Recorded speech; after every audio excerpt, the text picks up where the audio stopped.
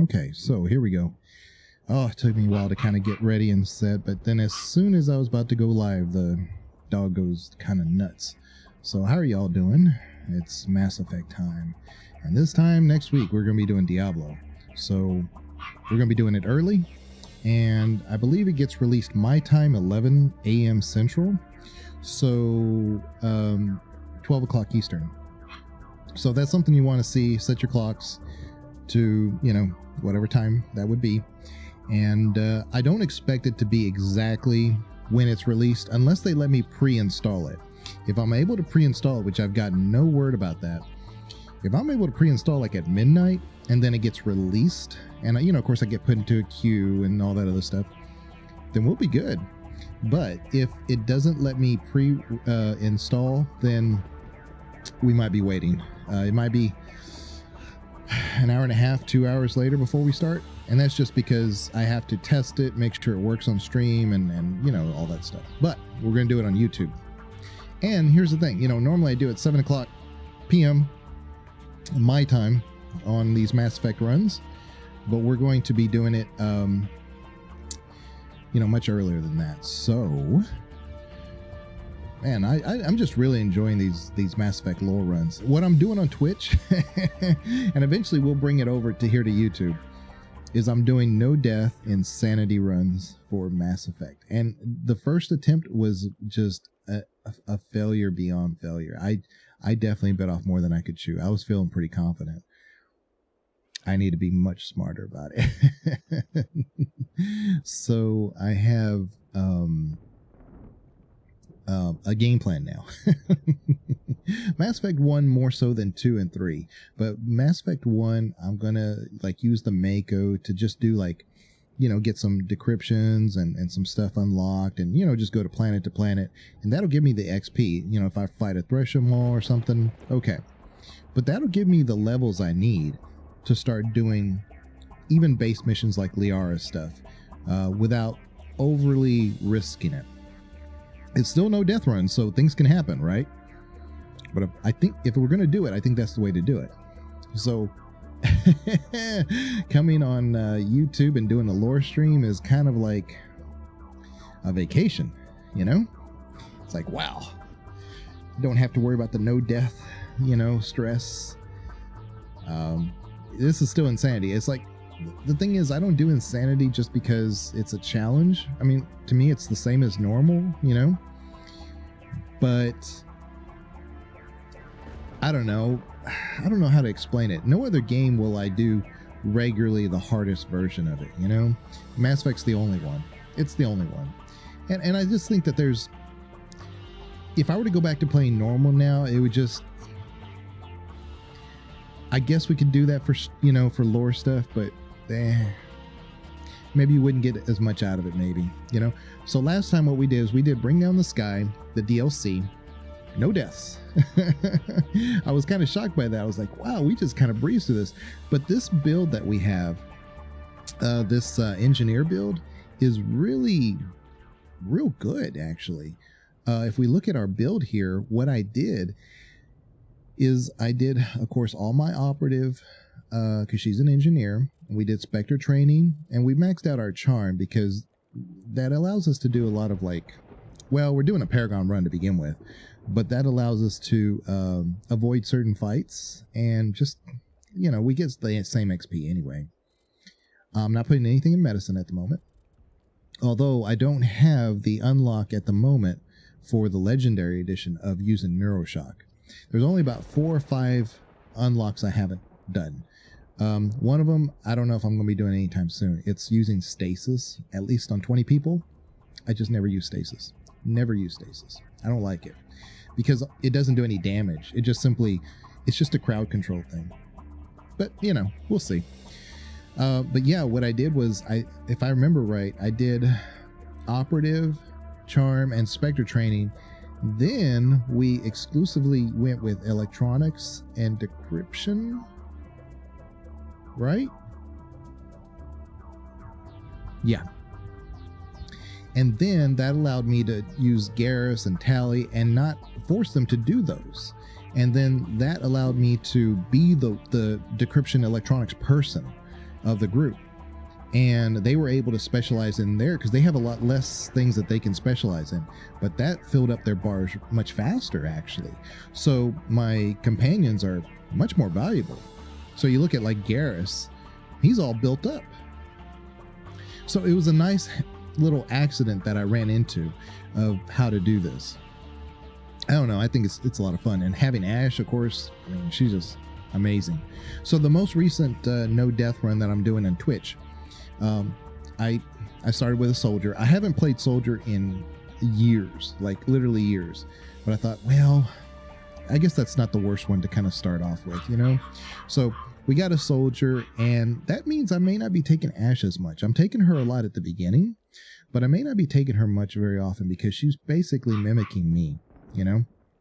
Which is not a bad thing. But I may be taking Rex and Tali a lot for the Geth stuff, and then Rex and Garrus for more like in-game stuff. But we'll see. We'll see. I don't know. Liara would be fine. I don't know. I'll just have to play it by ear. We'll see. We'll see. But this, of course, is a lore run. So we're doing Virmire at the moment. I am hoping. I'm hoping. We'll see. That we'll finish Mass Effect 1 today. And I'm feeling okay. I'm feeling pretty good. I was so tired after work. I was like, man, I may have to cancel stream. But I feel good now. I feel just fine. I took a nap for about 30 minutes or so, 40 minutes, and then I got some tea. I got some hot tea here. And I think we're ready to go. All nice and cozy. So if anybody has any kind of questions, concerns, comments, suggestions, then throw them out there, of course. Yeah, I'm looking forward to getting into Mass Effect 2. Really looking forward to that. I'm also looking forward to Diablo next week. Man, I took the day off and everything. And next Friday is St. Patrick's Day here in the United States. So I got my Guinness shirt and everything. Look at that. I'm gonna be wearing a sweater that says stay a while, listen, on the top there. So that's what we'll be doing. Anyway, so let's do Virmire, and this is the beach. So we get to have our talk with Rex. This is the one where I have a video where you can, of course, kill Rex. You can have Ashley kill Rex. That's what the other part that a lot of people don't know. It's like, yes, you can have, you can kill Rex, or you can ally him. Like, why wouldn't you ally him? Like, it makes more sense to have him as an ally than to kill him, but you can do it. I mean, it is possible. And the game does, for future play, Mass Effect 2 and 3, it takes into consideration your actions. But you can actually have Ashley do it for you. And you can say, hey, look, watch my back.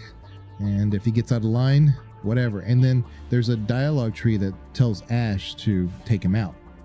And I think that actually works better, not because you're a coward for not doing it, but he's got you like in the middle of the dead center of the barrel from his shotgun.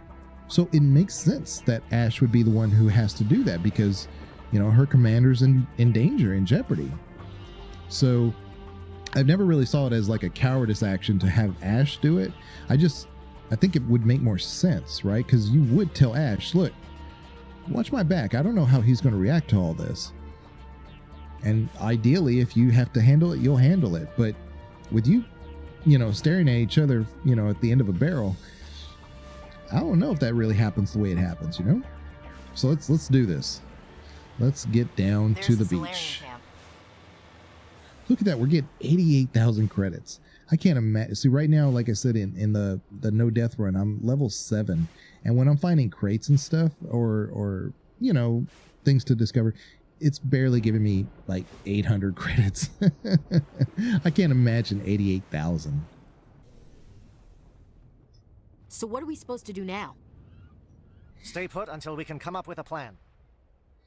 Captain Kirrahe. Are you in charge here? What's the situation? I'm Captain Kirahi, 3rd Infiltration Regiment STG.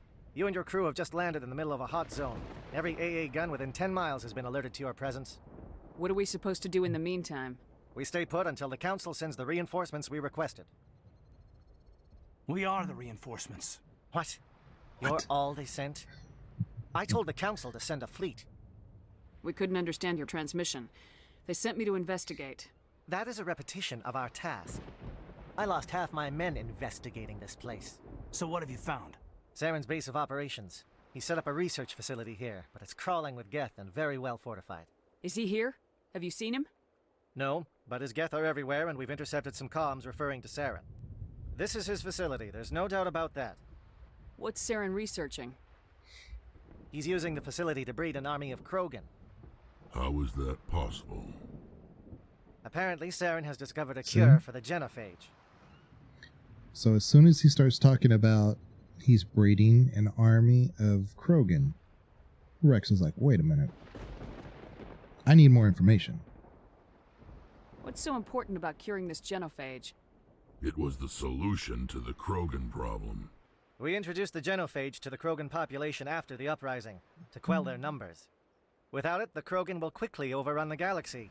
And these Krogan follow Saren.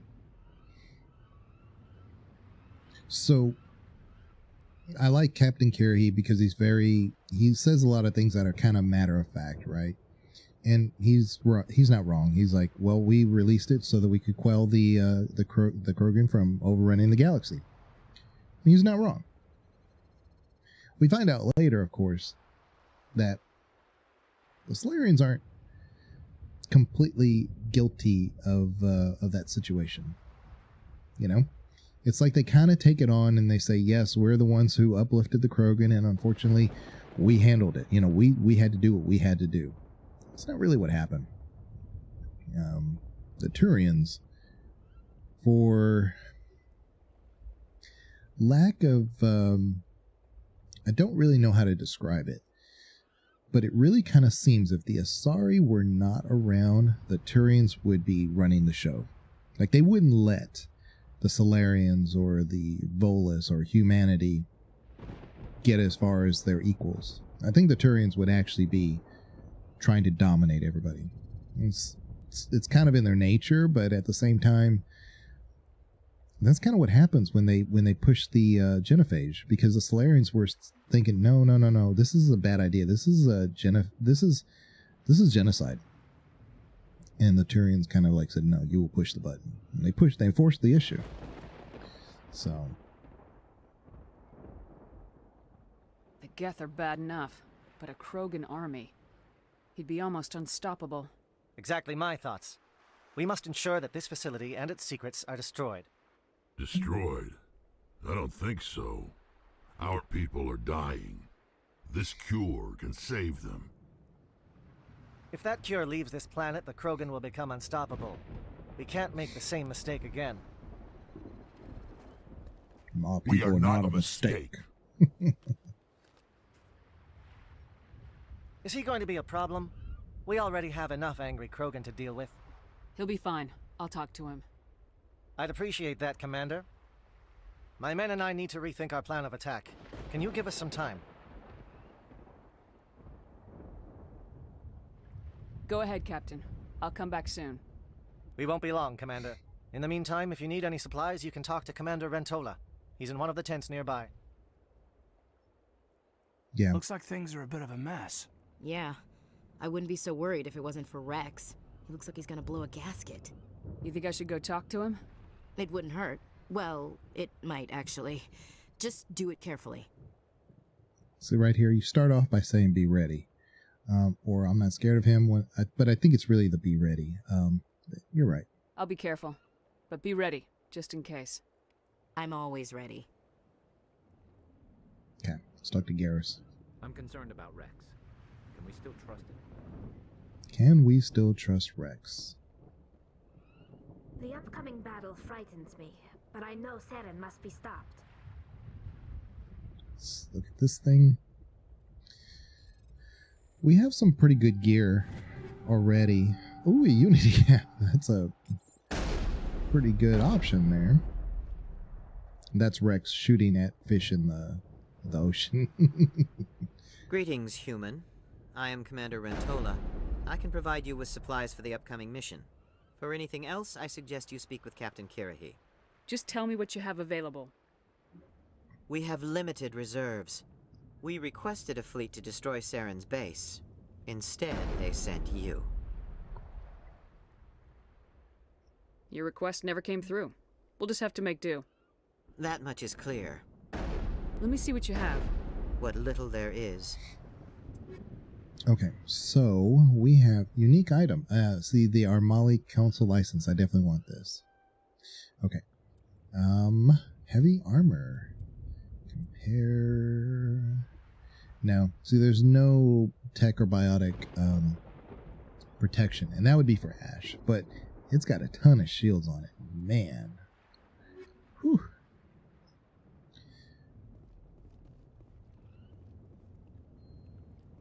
We go talk to Liara. Now you can actually talk to Kirahi again. Yeah. I just need a few more minutes with my men. Oh. Now I was thinking that he says one or two things extra, but that's right. I've been on this mission far too long. My brood won't even recognize me.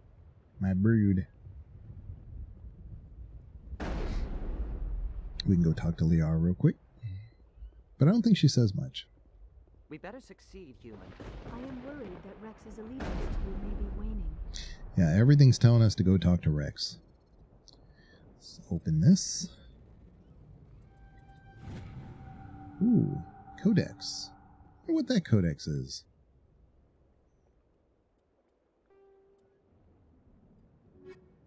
Well, there's nothing. Oh, wait a minute. Combat hard suits use a dual-layer Mass system to accelerators. protect. A mass accelerator propels a solid metal slug using precisely controlled electromagnetic attraction and repulsion. The slug is designed to squash or shatter on impact, increasing the energy it transfers to the target.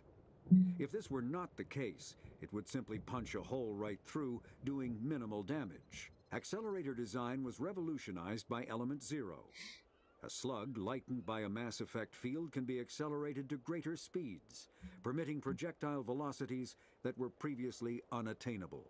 If accelerated to a high enough velocity, a simple paint chip can impact with the same destructive force as a nuclear weapon. However, mass accelerators produce recoil equal to their impact energy. This is mitigated somewhat by the mass effect fields that rounds are suspended within. But weapon recoil is still the prime limiting factor on slug velocity. So this gets kind of retconned. It's kind of weird.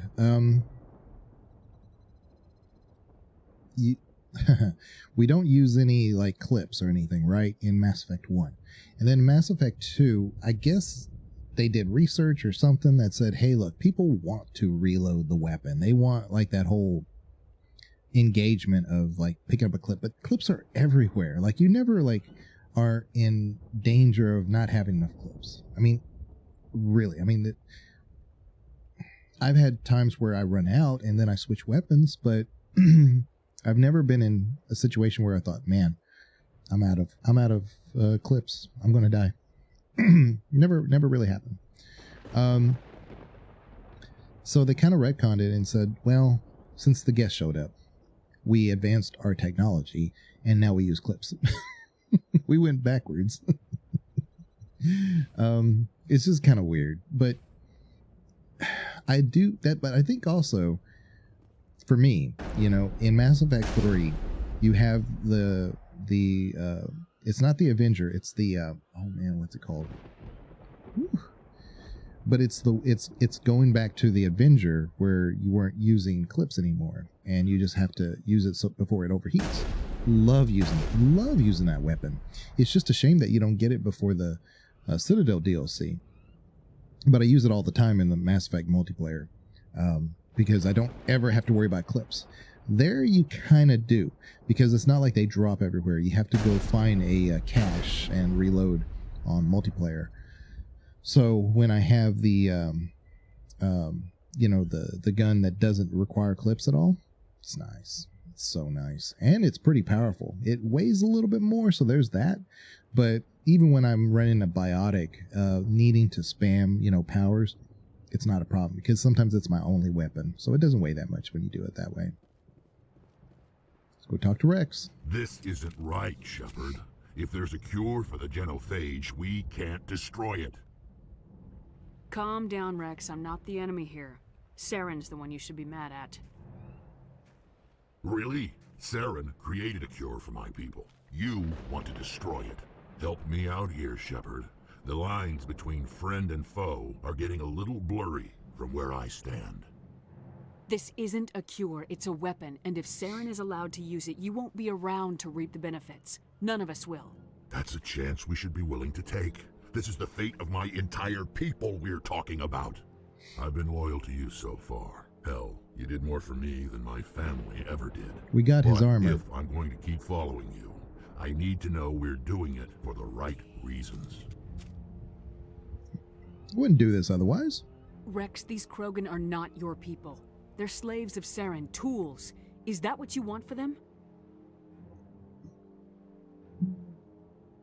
No, we were tools for the Council once. To thank us for wiping out the Rachni, they neutered us all. I doubt Saren will be as generous. All right, Shepard. You've made your point. I don't Okay, like so don't this, shoot him. but I trust Just you pistol him enough up to follow your lead. until he does what he's Just told. one thing. When we find Yeah. Saren, I want his head. You definitely, and you get a ton of Paragon for that. But like I said, I kind of think that the proper way to do this, if you're going to kill him, is to have Ash do it. You send Ash. You said, okay, watch my back, Ash, and she stands over here. You'll see her. She stands here, and then you give her the nod, and then she kills him. So I have the video for that on my YouTube stuff, and so you can watch it there. But I don't really think it's cowardice. I just think in reality that's how it would happen, because you're pointing a gun at each other. I don't think you'd walk away from that.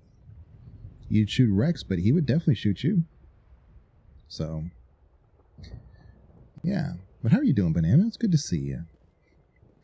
Now we talk to Captain Kirrahe, and we get to hear the famous speech. I like this speech so much I did an edit just for the speech. Thank you for speaking with the Krogan. The assault on Saren's base will be difficult enough as it is. I assume that means you've come up with a plan. Of sorts. We can convert our ship's drive system into a 20-kiloton ordnance. Crude, but effective. Nice. Drop that net nuke from orbit, and Saren kisses Turi and ass goodbye. Unfortunately, the facility is too well fortified for that. We'll need to place the bomb at a precise location. Where do we take the nuke, and how do we get there? The bomb must be taken to the far side of the facility. Your ship can drop it off, but we'll need to infiltrate the base, disable the AA guns, and pacify any ground forces first. You want us to go in on foot?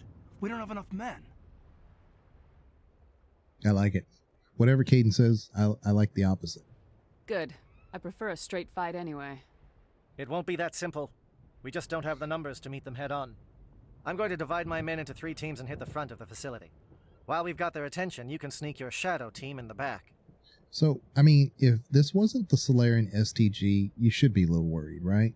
But it is the Salarian STG, so we're good. They're trained. They know the risk, and they are, like I said, they're more than trained. So, leave first.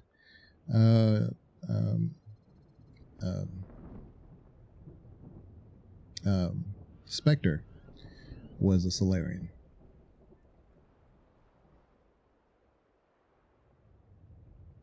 It's a good idea, but your people are going to get slaughtered. We're tougher than we look, Commander. But it's true. I don't expect many of us will make it out alive. And that makes what I'm going to ask even more difficult. I need one of your men to accompany me, to help coordinate the teams. We'll need someone who knows Alliance communication protocols. I volunteer, Commander. Okay. Not so fast, LT. Commander Shepard will need you to arm the nuke. I'll go with the Salarians. With all due respect, Gunnery Chief, it's not your place to decide. Why is it that whenever someone says, with all due respect, they really mean kiss my ass? Who would be better suited to the mission? Either of these 2 will do, Commander. Both seem willing to sacrifice their lives if necessary, though if we are lucky, such sacrifices won't be required. Take Kaidan. Alenko, you're with the captain. Keep it simple. Understood? Aye, aye, Commander. I will have the ordnance loaded onto the I mean, Normandy and brief the your reality crew on its is, detonation sequencing. Do you have any questions? if something before we happens go, to Commander? Shepard, I'm pretty sure Kaidan is the next in line anyway, right? So I don't think that that's ever really said anywhere. Oh, well, Presley, of course, is next in line, but he's the XO. But he's on the ship. Bye forever, Kaidan. Bye, K-Dude. Yeah. But I've never really done much with Kaidan, and I don't even know if I have him fully upgraded. So him going with Kirrahe makes the most sense. I know I don't have the gear for him, so he's gonna live till the bomb anyway. So, what's your exit plan? The Normandy's picking me up. How will your teams escape the blast? We will engage the Geth as long as possible. Once the bomb is in place, we will fall back to try and escape the blast radius. If we move quickly, we should be able to escape with acceptable casualties. If not, then our memories will live on as martyrs to a greater cause. You talk like this is a suicide mission. I won't lie to you, Commander. There is a chance none of us will survive this assault, even your team. But we do what is necessary. Shadow seems clear enough. What will the other teams be called? Aegor, Manavai, and Jaeto. They were the initial settlements on our first Jaeto. 3 colony worlds. They are at the heart of Solarian territory to this day. These names will remind my men what they are fighting for. They must have a personal stake in the fight if we are to have any chance of success. Kirrahe's a smart cookie, man. Give me a quick rundown of the plan again. You are Team Shadow. We will create a distraction while you infiltrate the base. Make your way to the breeding grounds at the heart of the facility. Disable the AA guns so the Normandy can land and deliver the nuke. If we get that far, we'll try to help you with guns, but don't count on it. Once you have the bomb, place it next to the geothermal taps. Then get out before it detonates. I want to know more about the bomb. How reliable is it going to be? Its reliability depends on the person arming it, but it will do the job. The drive system is highly impervious to damage from external sources. Once it has been armed, very little can stop it. The key is getting it into place and armed before the Geth can stop us. I'm ready when you are, Captain. Excellent. Then if you'll excuse me, I need to prepare my men. Well, this is it. Don't do anything foolish while I'm gone, Ash. And that goes for you too, Commander. We'll be fine, LT. Yeah, good luck. Oh, Kaidan, what do you got to say? Is there something you wanted to say, Kaidan? It's just weird going under someone else's command. I've got so used to working with you. That would be a little weird. Don't worry so much. We'll see you on the other side. I know, I just wanted to say that it's been an honor serving with you, Commander. Whatever happens, everyone just keep shooting. We go in hard, hit them harder, and we'll be the only damn thing that comes out the other side. You bet, Commander. King's, okay. You all know the mission and what is at stake. I have come to trust each of you with my life, but I have also heard murmurs of discontent. I share your concerns. We are trained for espionage. We would be legends, but the records are sealed. Glorying in battle is not our way. Think of our heroes. The Silent Steppe, who defeated a nation with a single shot. Or the Ever Alert, who kept armies at bay with hidden facts. These giants do not seem to give us solace here, but they are not all that we are. Before the network, there was the fleet. Before diplomacy, there were soldiers. Our influence stopped the Rachni, but before that, we held the line. Hold the line. Our influence stopped the Krogan, but before that, we held the line. Our influence will stop Saren. In the battle today, we will hold the line. Good luck, Commander. I hope we will meet again. Okay, Ash. I'm going to take Rex. It makes sense. Take Rex. Liara makes sense up to the point of talking to Sovereign. Garrus and Tali make sense up to talking to Sovereign, but Rex makes sense to bring him just because of the Krogan involved. Hold the line. Love isn't always on time. Quoting lyrics now. Way to go, Banana. Yeah. Man, I was like dead tired from work. I said that at the beginning of the stream. I didn't know. I was like thinking about canceling. And then like I just laid down for a little bit. Kara came on and lightened up my spirits. She's a Twitch streamer that we follow. And Banana's a mod for Kara. And she is just pure joy. She's so much fun to watch.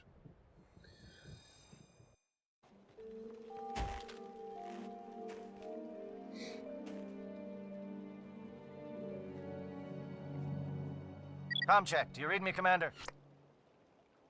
Affirmative. Loud and clear. Good. We'll start our push. We'll try to make it to the AA guns, but it might be up to you to finish the job. And Commander, if you see any way to undermine their defenses, we could definitely use the help. What's really cool is that, of course, we have a translator in our Omni tools, and affirmative would be one of those words I think would be a hard thing to translate, because it simply means, check, ready, yes, but it doesn't really. So there's a lot of things in military that are done for a specific reason, military time. So 4 o'clock, 0400 is not the same thing as 1600, because you don't get them confused, because they're two totally different times. It makes sense. I like it. Affirmative is not only just saying yes, so it's a monosyllable, yes. So you could misunderstand that. You can mishear that. Affirmative, 4 syllables. You're repeating the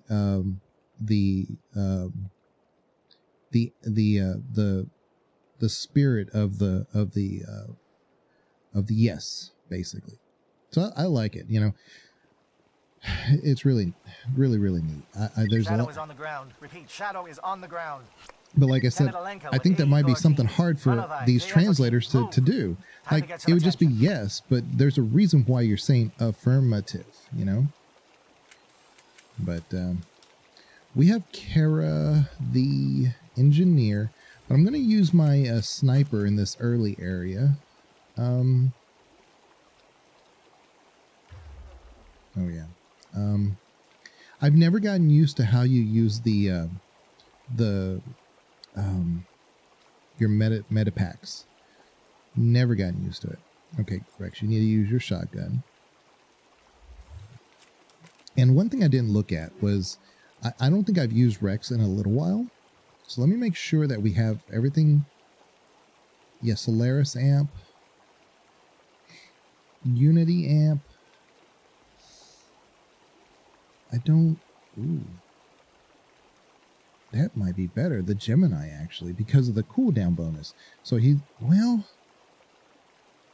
yeah, because he'll be able to use it faster. Things like his barrier. So, Ash, she's got the Colossus armor. I don't even know why I'm looking at her stuff. She's good. She's got a really good assault rifle. Kara's got a really good assault rifle. I don't think I could use a better sniper rifle, but I'll look. Ooh. No, this one's better because it's better accuracy. All right, let's go.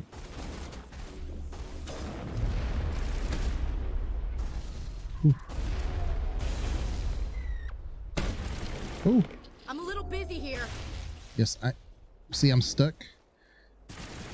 Fire is coordinated on Monavite team. We can't reach the Geth turrets. They're out of range. All clear, Commander. Okay. When I get stuck like that in Mass Effect 2, now that doesn't happen for me in Mass Effect 2 and 3, but Mass Effect 1 definitely. Where is it? When you get stuck on these objects, it really makes me worried. Oh, there he is. Lost shields. Ooh, you see, he almost one-shot me.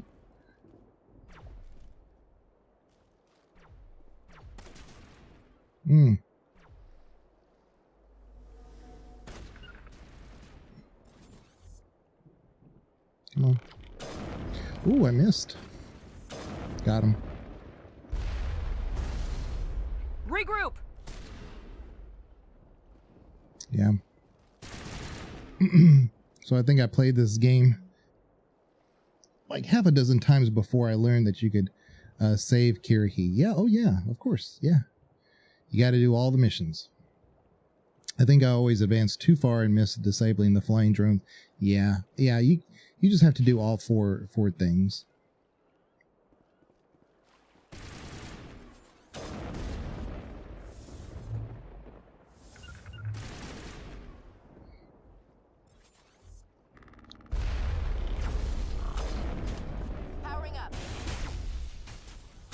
You see how like she took him out?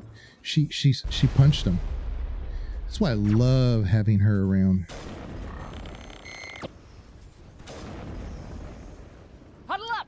Now that's what Mongoose Shepherd is doing. He's a fighter. He's a soldier.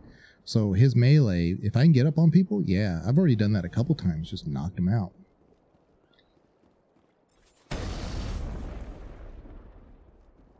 Oh yeah. This is number 1. Step 1. Ooh, they just gave that to me. The Solikov 9, I think that's a better shotgun for Rex, if I'm not mistaken. Alright.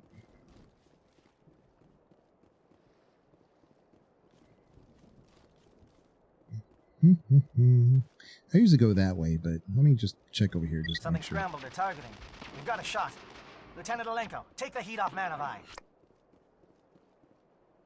Yeah. Just make sure. This tower looks just like the other one, and I always have to look up to see if there's that thing I gotta shoot. Alright. Yeah, because when I remember something wrong, I remember it wrong like forever. Oh, finally the music kicked in.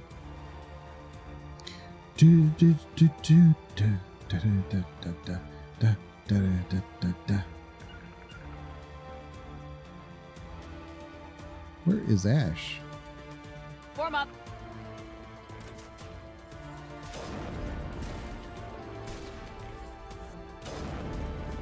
Huddle up. Ash is coming. Ooh. Now I'm ready. Thank you, Ash. Now I'm ready. Well, now you're ready.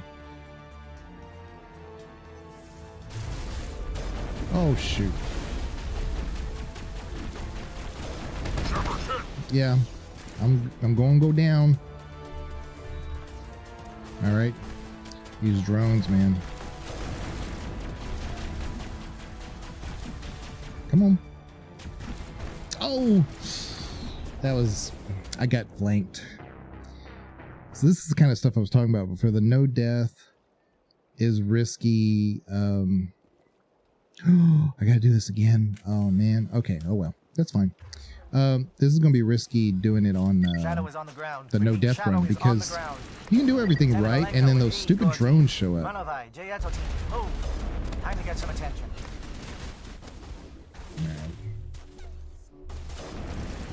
Come on now.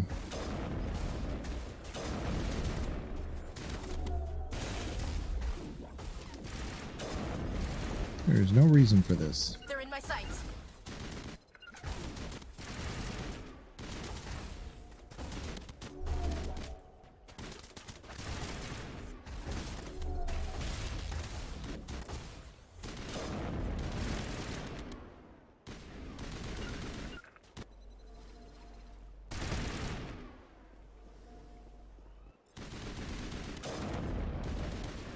I can't hit this guy. Fire is coordinated on Finally. Manavai team. We can't reach the gas turrets. They're out of range.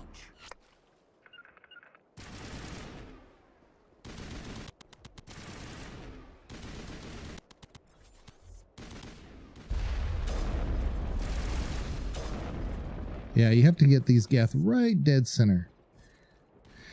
Alright. Got him. Got him. Oh, he got me. There's 2 of them. Let's just wait.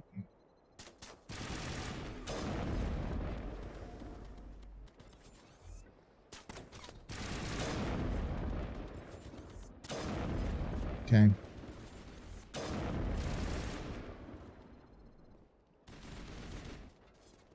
You can't get me from there. Man. There he is. The destroyer.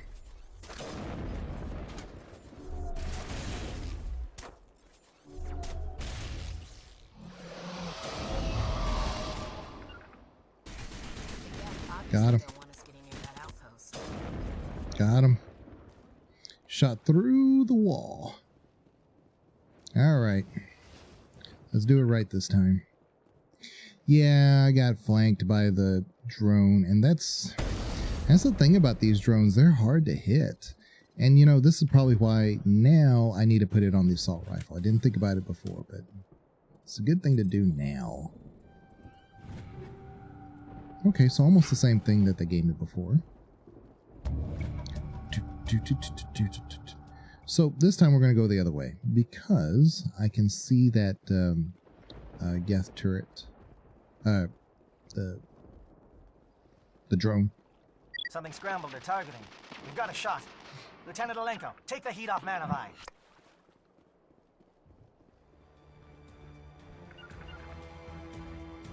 Yeah, I just need to be smarter about this. Can't be stupid.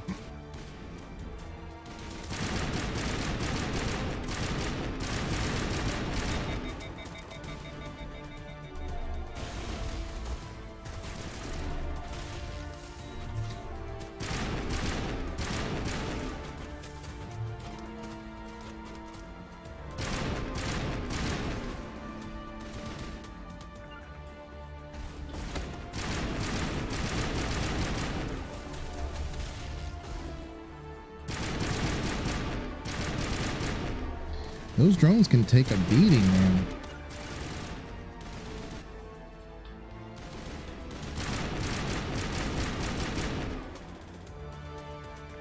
Okay.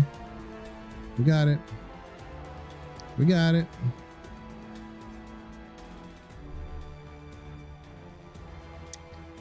All right. All right. So we are... Doesn't matter which way we go, we're just trying to get over here. Okay. Probably got some equipment along the way.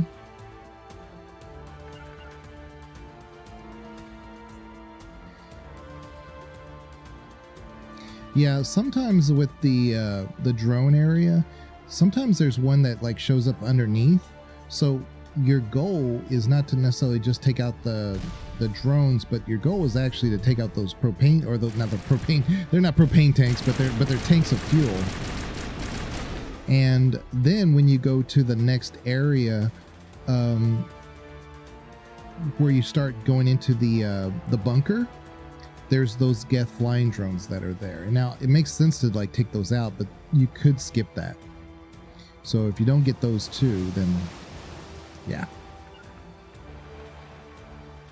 You got to complete all those. You got to clear the area, basically. What it comes down to is just kill every little thing that's here. Geth and Krogan. Teodo, watch for comm stations. And drone. Alenko, can you see anything?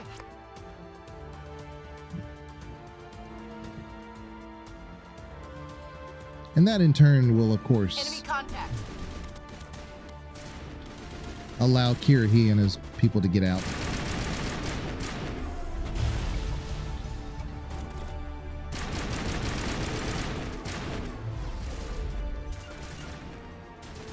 Get on up there.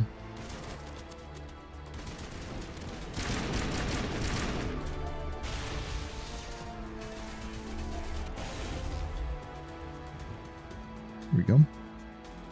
There's one more.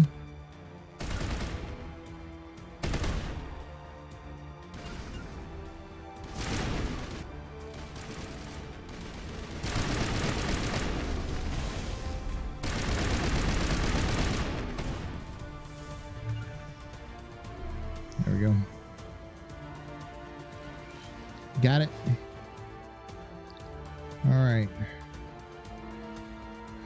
Okay, so now we're on the straight and narrow to get the get the other locations. Aircraft heading to perimeter stations to recharge. Bunker up before they come back. So the one over here is a little tricky because you have like these Krogan.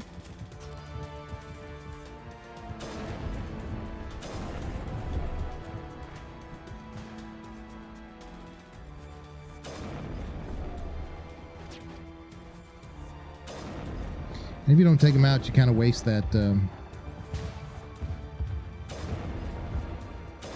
There we go.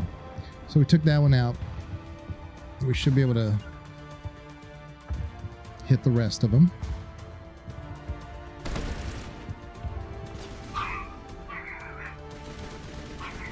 Ash, why don't you go this way? Let's take out this guy first. I'm more worried about him.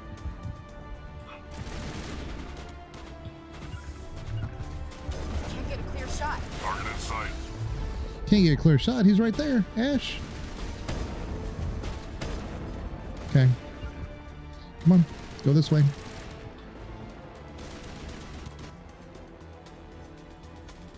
All right. Oh, Omni tool. Well, we've already got a really good Omni tool, so we should be fine. Let's see how. Yeah, we got a great Omni tool, so we don't have to worry about it. Rex, his shotgun. I was going to look at that. He's got the Solikov 8. I was thinking we had a better one. Yeah, there it is. Solikov 9.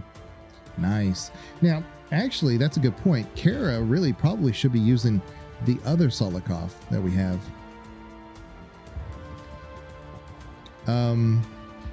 Because she is an engineer.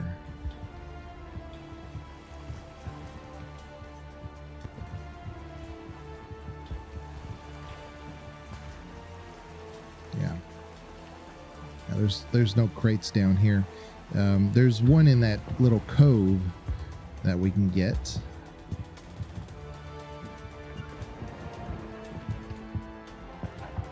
Okay.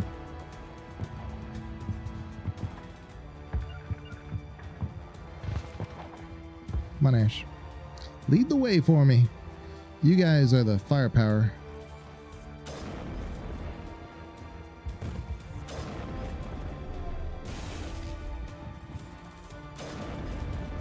If he's just going to stand there. Let's get this one.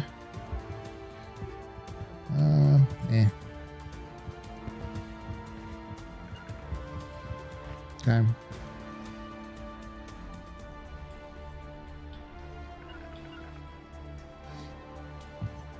No, Rex. This way. This way, buddy. There you go.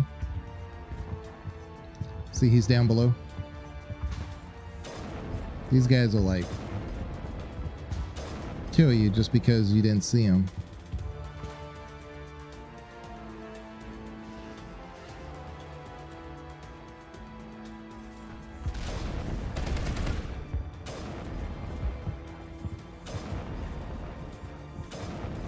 Gotta get rid of those shields because there's a couple of Krogan that are back there that they kind of stay behind those shields, and they obviously can't regenerate them.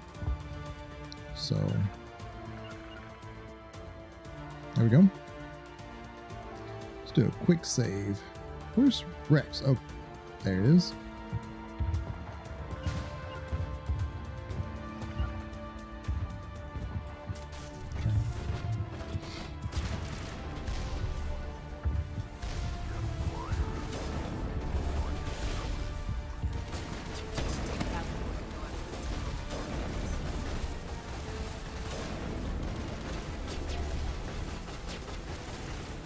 See how much damage they can do?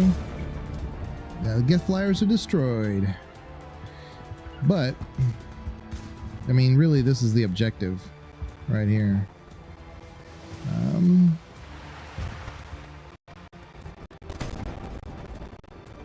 Calm.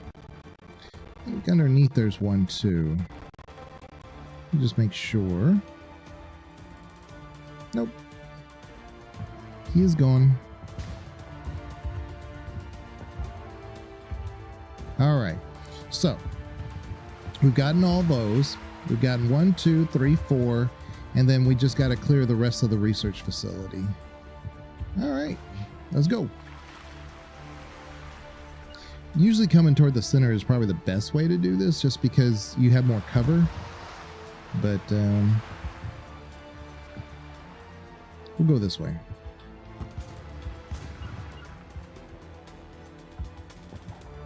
Come on, Rex. Let's go.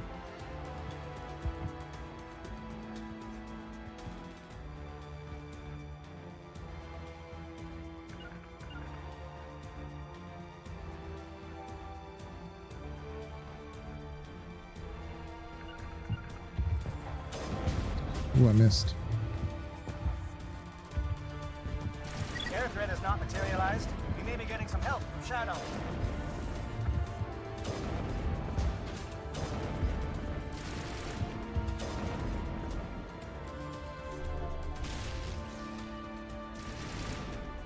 Well, there's another one over there.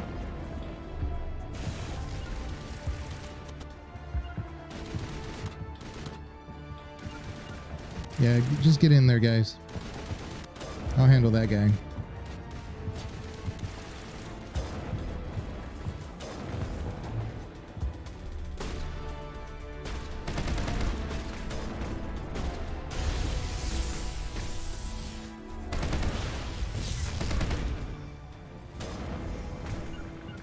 Come on, Ash, what are you doing?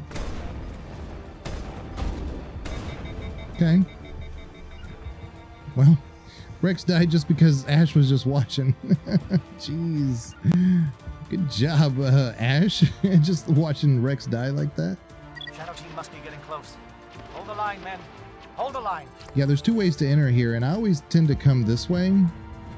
But the other way gets you closer to the Solarians that are trapped. Well, that are kind of indoctrinated. There we go. Let's get this crate. Okay. But yeah, there's an opening underneath here. And I think that means I got to go all the way back out to go there. That's why I don't like doing it like this. I really wish there was like a little thing here, because the opening is right there. I just wish there was like a little landing right there.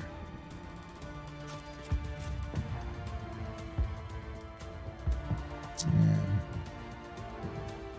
But we can check it out.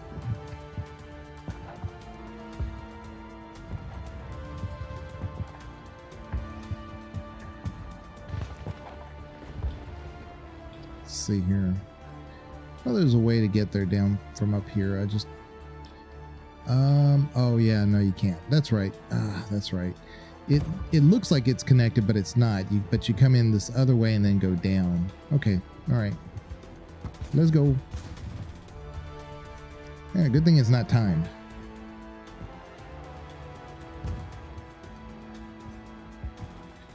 Do do do do do do do do do.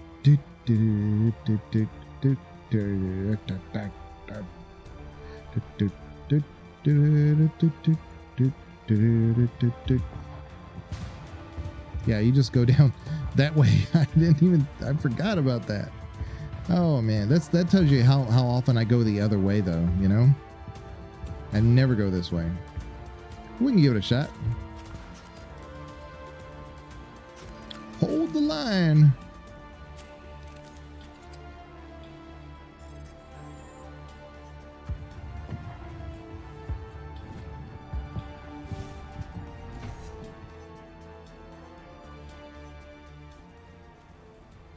Now the other way will give you more immediate XP because, you know, you buy like a Geth Destroyer or 2 and a bunch of Krogan.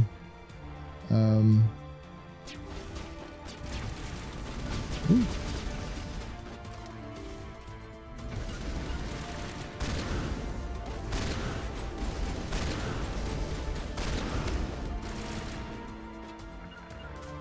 Rex, buddy.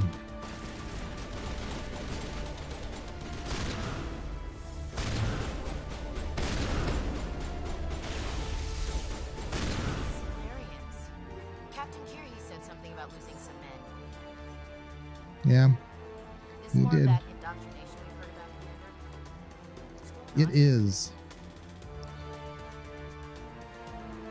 Access base security. We've got access to base security. Should be able to cut the alarms from here. Might even be able to trigger alarms on the far side of the base. It'll clear the guards out for us, but they might be too much for Lieutenant Alenko and the Solarians to handle. Just disable the alarms. We can handle any guards inside. So, things like that. I don't think that one does a direct influence of the outcome of Kirrahe, but I've never risked it. I've always just done it. I keep looking for... Oh, a Predator L. Actually, that might be better. Hold on. Hold on. It is better. See? And it'll look better. It's the green. It's the same camo, but the green looks infinitely better than that horrible white gray. You just kind of stand out. You look like a target in that.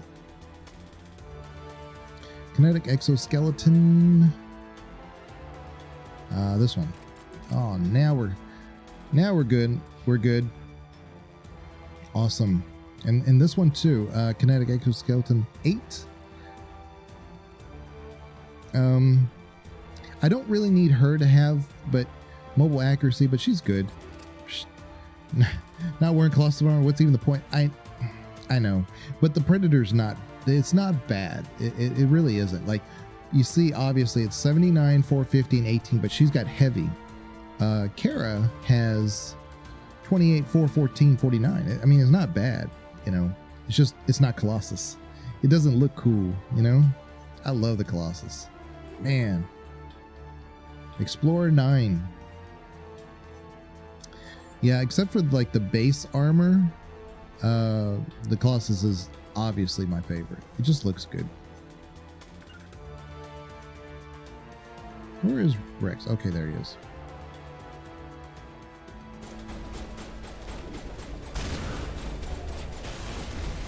Run.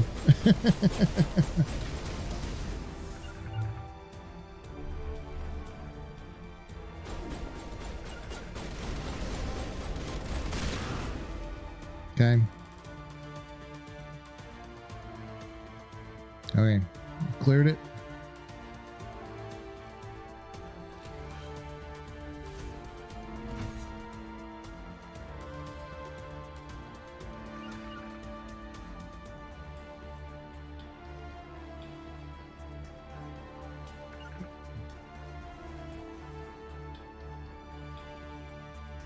There's more here.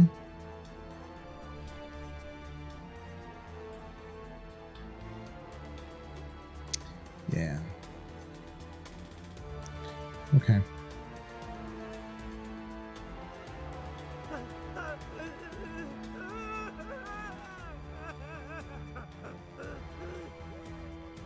They're all gone crazy. Solarian's gone wild. What do you want? I told you everything. Who are you? Alliance, right? I knew someone would come. It tried to break me, but it couldn't. I shut it out. Slow down. I need to know where you came from. Private Nano Savat of the 3rd Infiltration Regiment STG, man. Captured while on reconnaissance 6 days ago. Glad to answer, man. Never any questions from these bastards. Just whispers and poking and cutting. I'd said anything to get out and get some payback. That's not too much to ask, is it? A little payback? Can you help me, or will I be carrying you out of here? I'll be at your back every step of the way. I just need to get out of here and away from that incessant whispering. They've piped it in for days now. Something's not right here, Commander. If we don't let him out, he's as good as dead. We have to do something. Yeah. Yes, believe We'll me, be it the would ones bad. killing him. Very bad. It's too small and the noise just won't go away. Whispering is loud, you know? I need to get out. Let me out. Set him free. He could help us. I'd just say set him Yes, free. sir. You know, You'll not find I am he could very help good us. at following I don't orders. expect him to help us at Should all. be. I hear them over and over. Why are they repeated when they are so simple? So damn simple!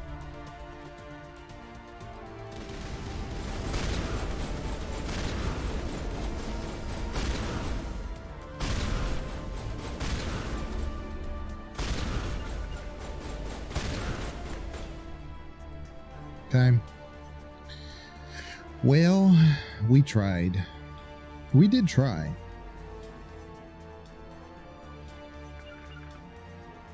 Come on, guys.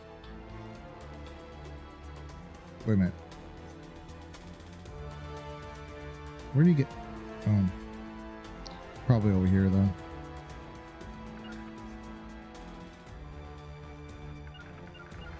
Come on.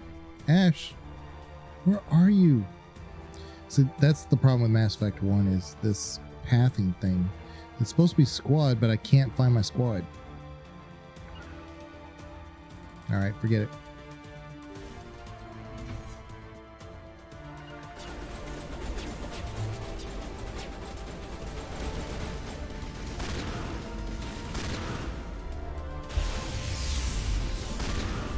Okay.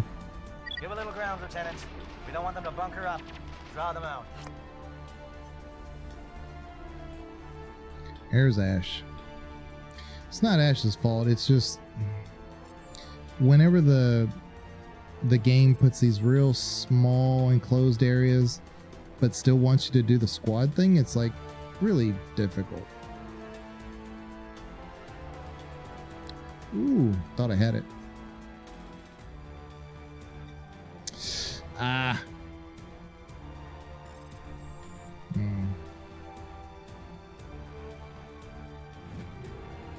Okay.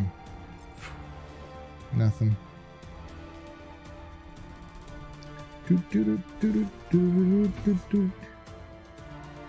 Okay. Hello? Is someone out there? Yeah. So we go out this way and then go downstairs and go talk to him. This way.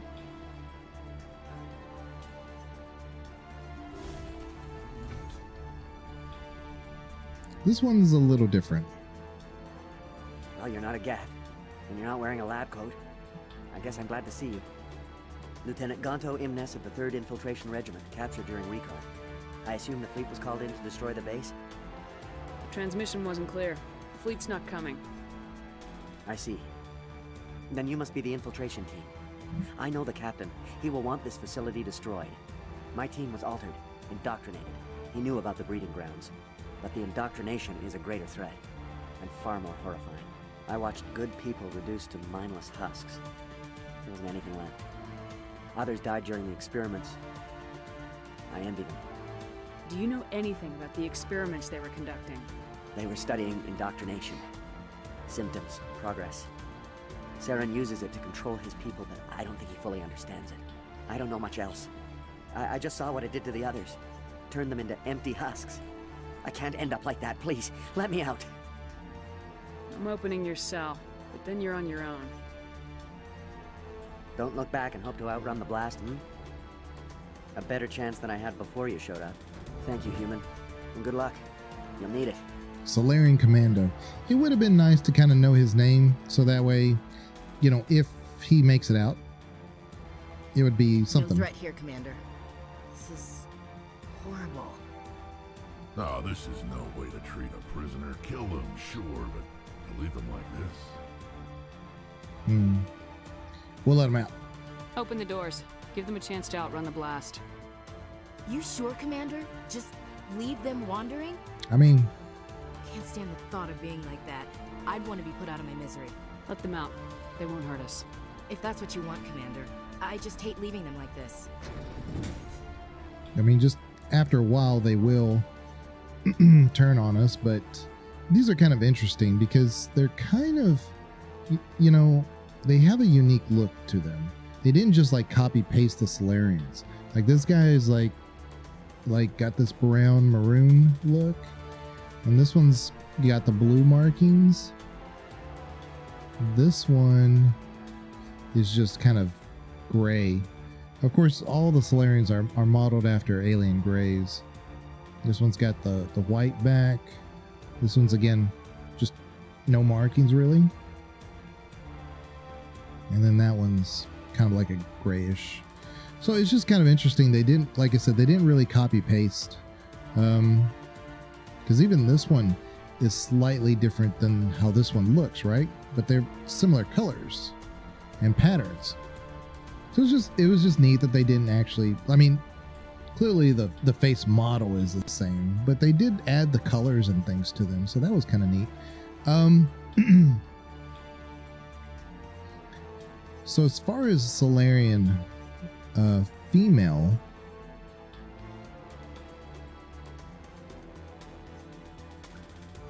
this one might be one.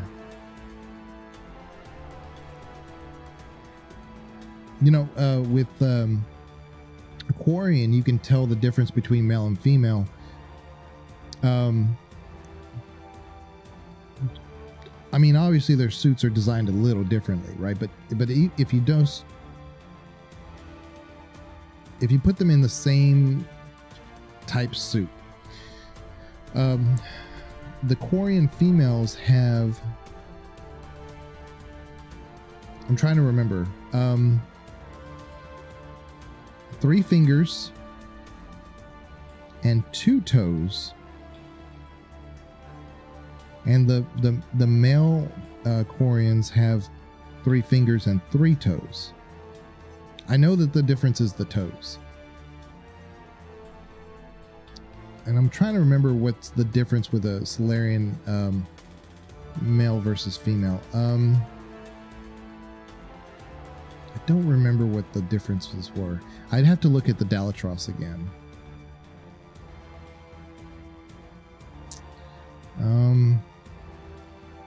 I'm thinking it's this one. It's hard to say. Let's take the equipment. Ooh, Mantis. That's not better than what we got though. So,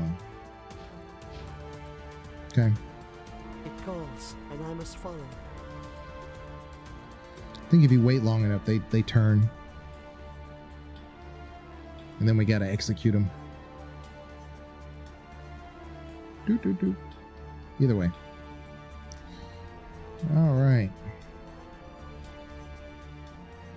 Let me, the music gets real loud the next section. So let me put it to right here.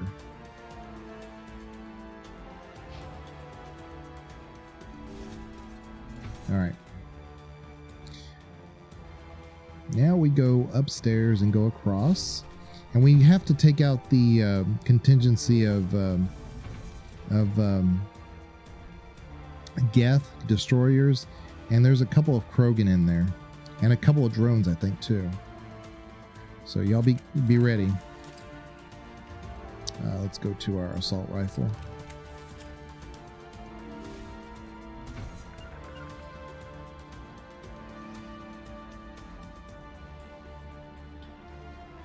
Yeah. Same thing. I think if you come to this one, I think if you come this way, this like sets the alarms off or not.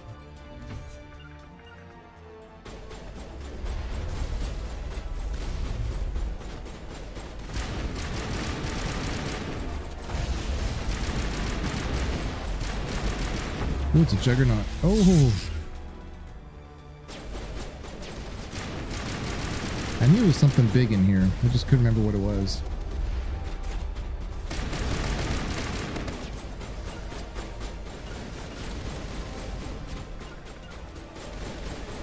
Let them come to us, because there's a bunch of them.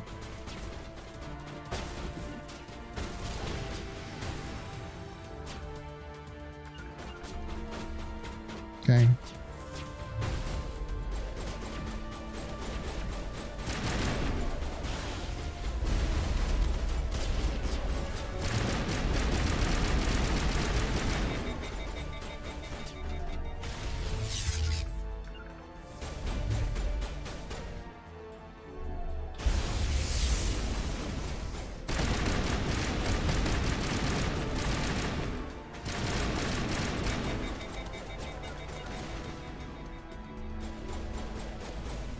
Yeah, this room's kind of deadly. There we go. Okay. All right. Well, we did it in backwards, but I like it. I think we did good.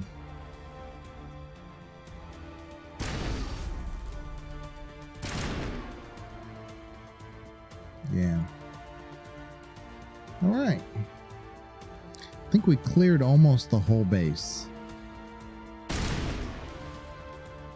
Yeah, because if you come in this door here, which you can, it's, you got no exit. You know, you're facing these guys and they kind of come at you and flank you. So I think I kind of like coming this direction now.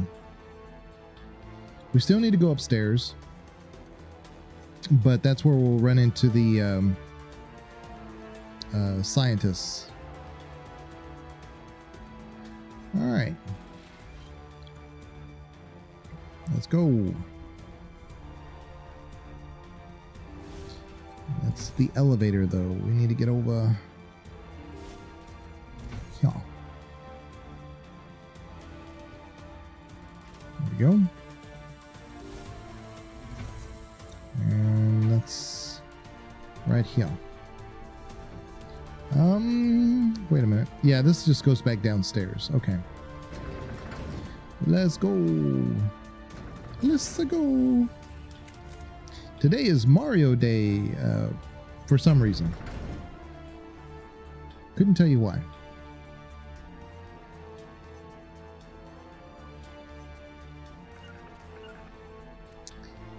Very dangerous place too.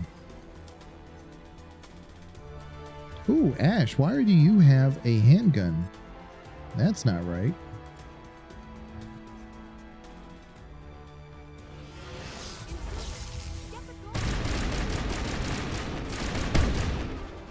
Thank you, Rex. What is going on? Where are the guards? Where is Saren? No, stay back. This is important work. This is the glorious salvation of my species. You will not destroy the work we have started. He sounds like Okeer, but he's not Okeer.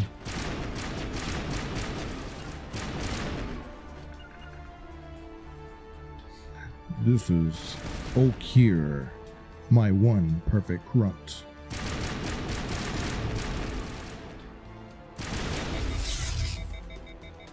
Ooh, he overloaded me. Here. Yeah, me too, Ash.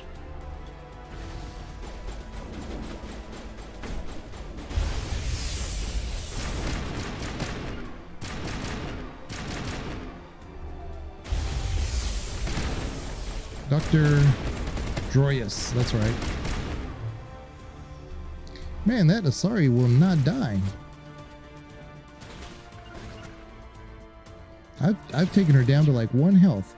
March. Oh, Banana, you solved it. Thank you.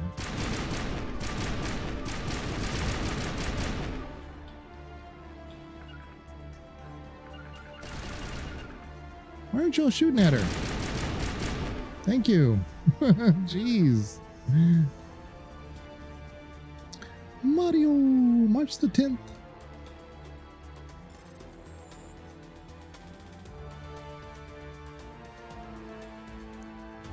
Add death. I don't think it should work here, Holly. I don't know why it's not working. I did die. I did die once.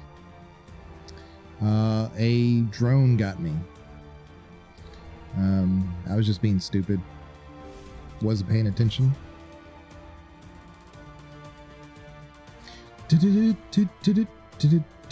Okay, we've cleared everything. I thought there was one other thing to loot in here, though. Yeah, there it is. Okay, this table. Yeah. All right. Let's see how you doing? There it is. See, yeah. So I knew it was working. Oh, biotic amp. Maybe that'll be better for. Ooh, Mantis 9. Nah. It'll look better, but it's not better. See, the Mantis looks like this. Well, it's the same. Oh, okay. Never mind. I thought it looked different. Okay. Rex.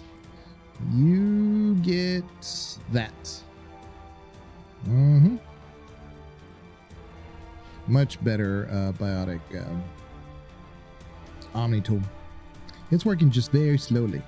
Yes. How you doing, Holly?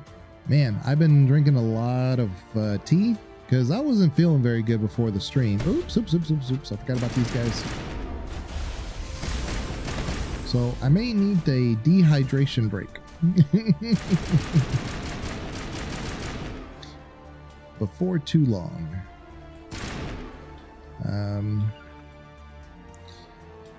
Because there's going to be some sequences here that are fairly long. Like right here. Rana Thanoptus. So before that happens, let me put it on a quick break and I'll do a reverse hydrate. And then I'll be good to go. Let me see, huh? Let me put it on the BRB, but I will literally be right back.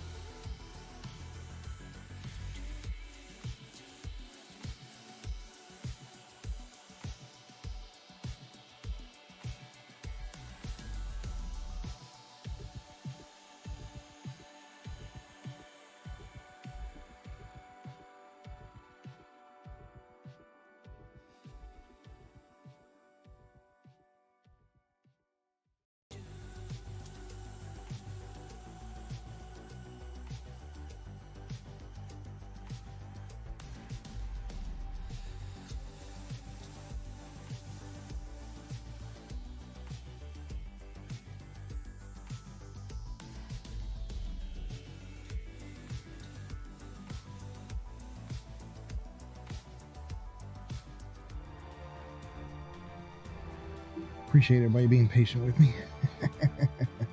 Yeah, dehydrate. Dehydrate break. Well, I mean, the way I'm doing this mission, I mean, I don't think we're going to see Mass Effect 2 today, but that was my goal. Because really, I've done all the side missions. I'm not going to do the Starship Troopers one. I just don't need to. Yeah, we can now do just nothing but first aid or maybe medicine. That might be a good idea. Well, this isn't a no death run. Let's just do this. Yeah,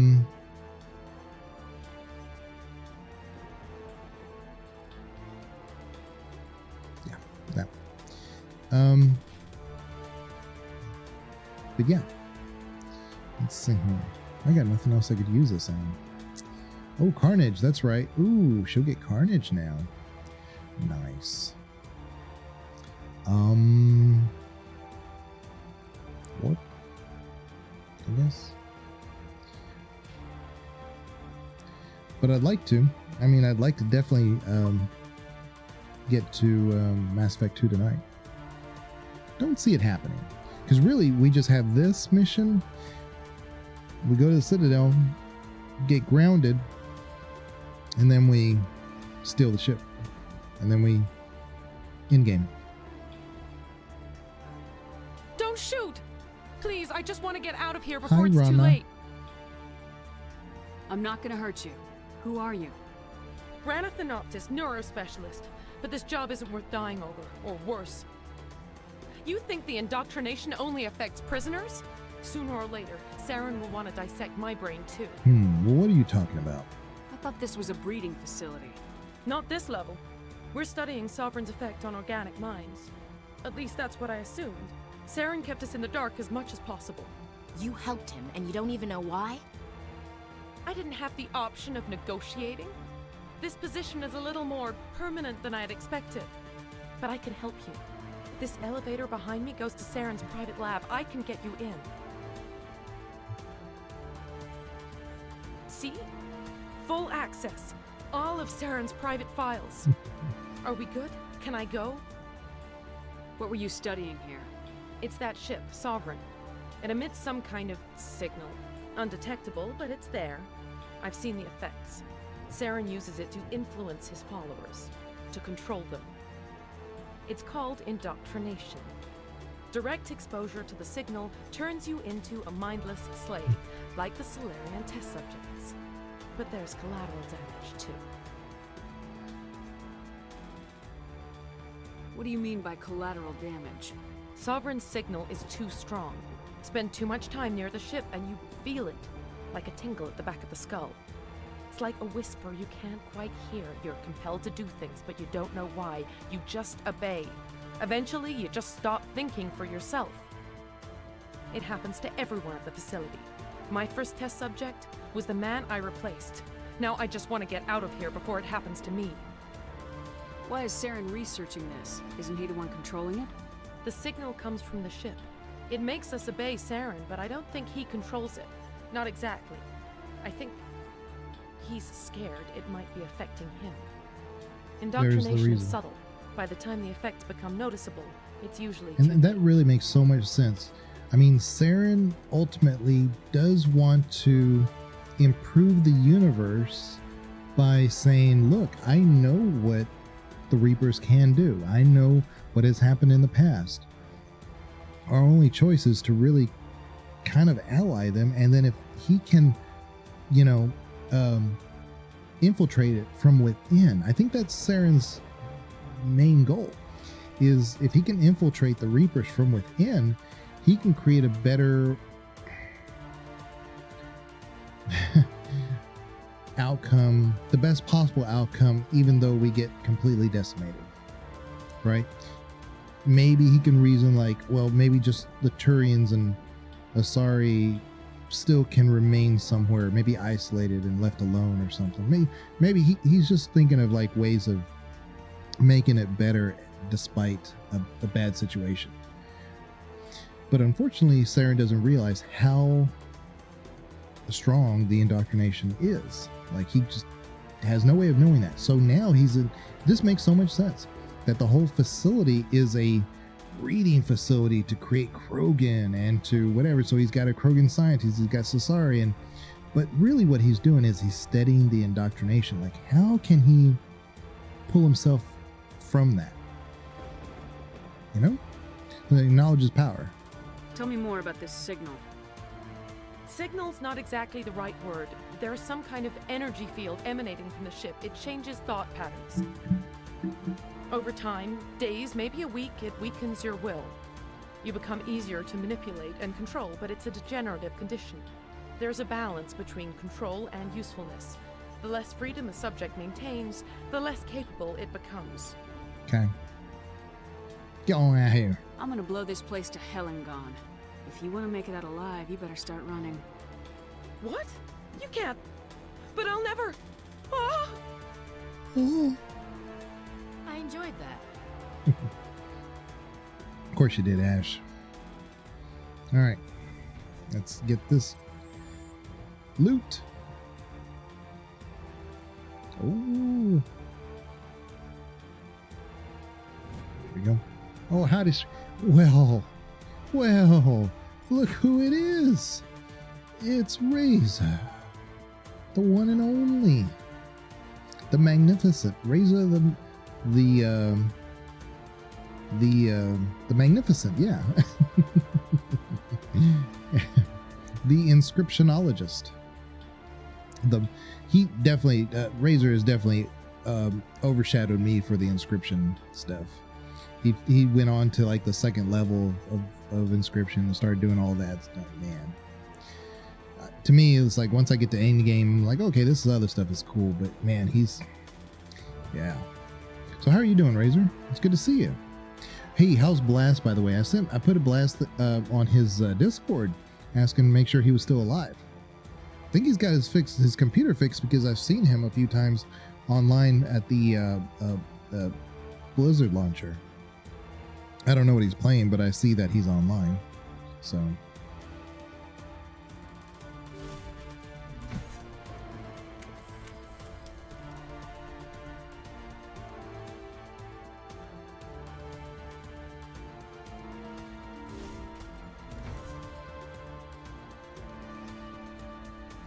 All right. Let's go.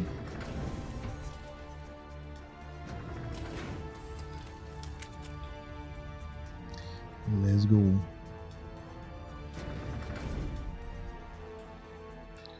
right. Here we are. Commander, look over here. It's another beacon, like the one on Eden Prime. Yes, I see that, Ash. Thank you.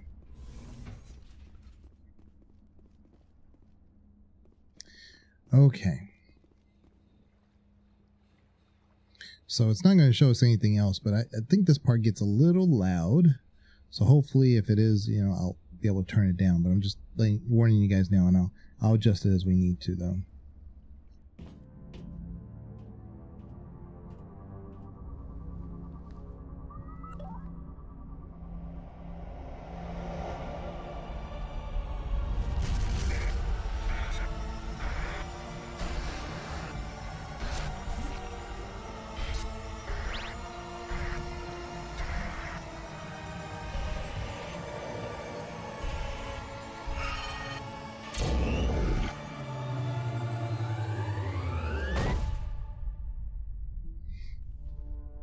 I'm doing better. Just got a new job. Well, that's good, Razor. I know you were saying you needed to do that. Blast is doing well. He just got promoted to manager of his job. So, senior putt manager. Yeah. Both of us haven't felt like streaming recently, but we're doing well. Yeah. Now, that's fine. I mean, you don't need to stream, but just didn't want you guys to be strangers, But, yeah, Holly's here. I get the feeling something bad is about to happen. You are not Saren. What is that? Some kind of VI interface? Rudimentary creatures of blood and flesh. You touch my mind, fumbling in ignorance, incapable of understanding. I don't think this is a VI. There is a realm of existence so far beyond your own, you cannot even imagine it. I am beyond your comprehension. I am sovereign. But yeah, that's good to hear, Razor. Yeah, like I said, I wanted to. I put a little post on Blast Discord, just saying, "Hey, you're alive, aren't you?" I'm become one heck of an introvert recently. Oh, well, it happens. Hey, be an introvert. Do what you want to do. Do what you got to do. But we're always here, whether you choose to come back or not. We're always here for you. It's always good to see you, Razor. So Sovereign, he has such a different attitude toward almost any of the other Reapers that you talk to. He is so high and mighty. You kind of have the belief almost like he's the original Reaper. I don't think he is. Like, there's been a lot of speculation about that. Like, he was the original Reaper. I just think that he's a vanguard. Like, he's always been the one who sets things up, so he knows what will happen. So he's very confident. It's like, I could solo you guys. I'm always the one who does all this stuff, and then we just come in and whatever. But he could be the original Reaper. Nothing wrong with being an introvert. Yeah. As long as you let us know you're okay.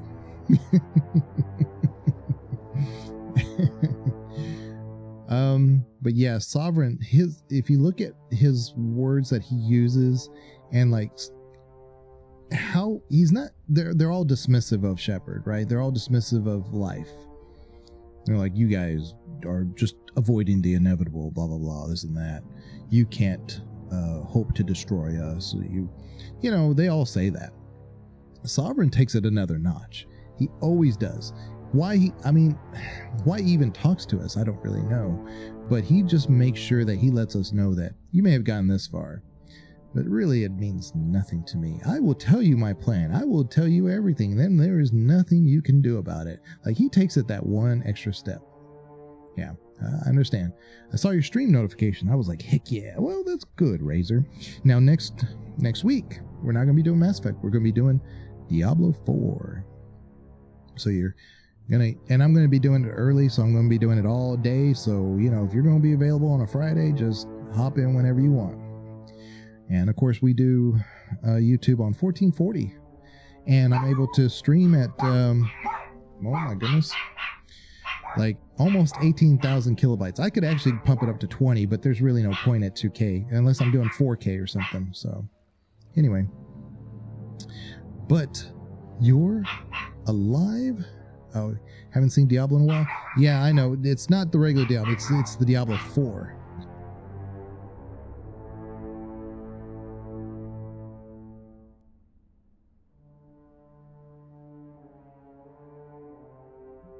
Yeah. The dogs are right outside the door and they're going nuts over nothing, actually. There's nothing going on out there. Let's see here. You're alive? Sovereign isn't just some Reaper ship Saren found. It's an actual Reaper. Reaper, a label created by the Protheans to give voice to their destruction. In the end, what they chose to call us is irrelevant. We simply are. The Protheans vanished 50,000 years ago. You couldn't have been there. It's impossible. Organic life is nothing but a genetic mutation. He's not An wrong. accident.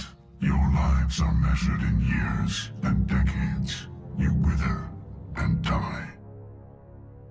We are eternal, the pinnacle of evolution and existence. Before us, you are nothing. Your extinction is inevitable. We are the end of everything. Yeah, so Diablo is going to be really cool because there's so much that's different. And everything I've understood up to this point is that the skill system, the talent trees are so much better than they are in 3.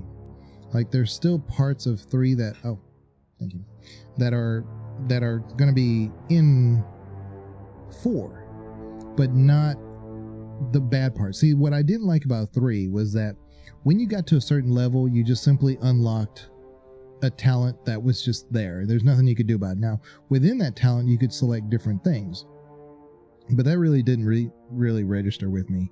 I love Diablo 2 because you could take a simple power and advance it and advance it and advance it and advance it and make it OP. And then that was your playstyle. Now, that wasn't always the best way to go, but you could do that. And then you could take like one talent in this other little tree, and then that was just enough to like if you were a druid, for instance, you could take the little wisp thing and it would buff you by 5% health. But you could just take one of those. You didn't have to like buff that all the way up. But you could do that with your other talents, and it was just really cool. Now 4 is going to do something like that. Then it's going to take relics and stuff, and then you're going to be able to like put them in trees once you get to a maximum point, and then you get a paragon level on top of it. So you're not really OP, you're just, it almost seems like you're diluting your points, but you're doing it with an intent to access other trees that give you like kind of like an OP power, because you'll need it for some bosses. Yeah. How are you? How is Holly? How is the Holly? Well, I don't stand alone. There is an entire galaxy of races united and ready to face you. Confidence born of ignorance. The cycle cannot be broken. Cycle? What cycle? The pattern has repeated itself more times than you can fathom. Organic civilizations rise, evolve, advance, and at the apex of their glory, they are extinguished. The Protheans were not the first. They did not create the Citadel. They did not forge the mass relays. They merely found them. The legacy of my kind. Why would you construct the mass relays, then leave them for someone else to find? Your civilization is based on the technology of the mass relays. Our technology, by using it, your society develops along the paths we desire. We impose order on the chaos of organic evolution.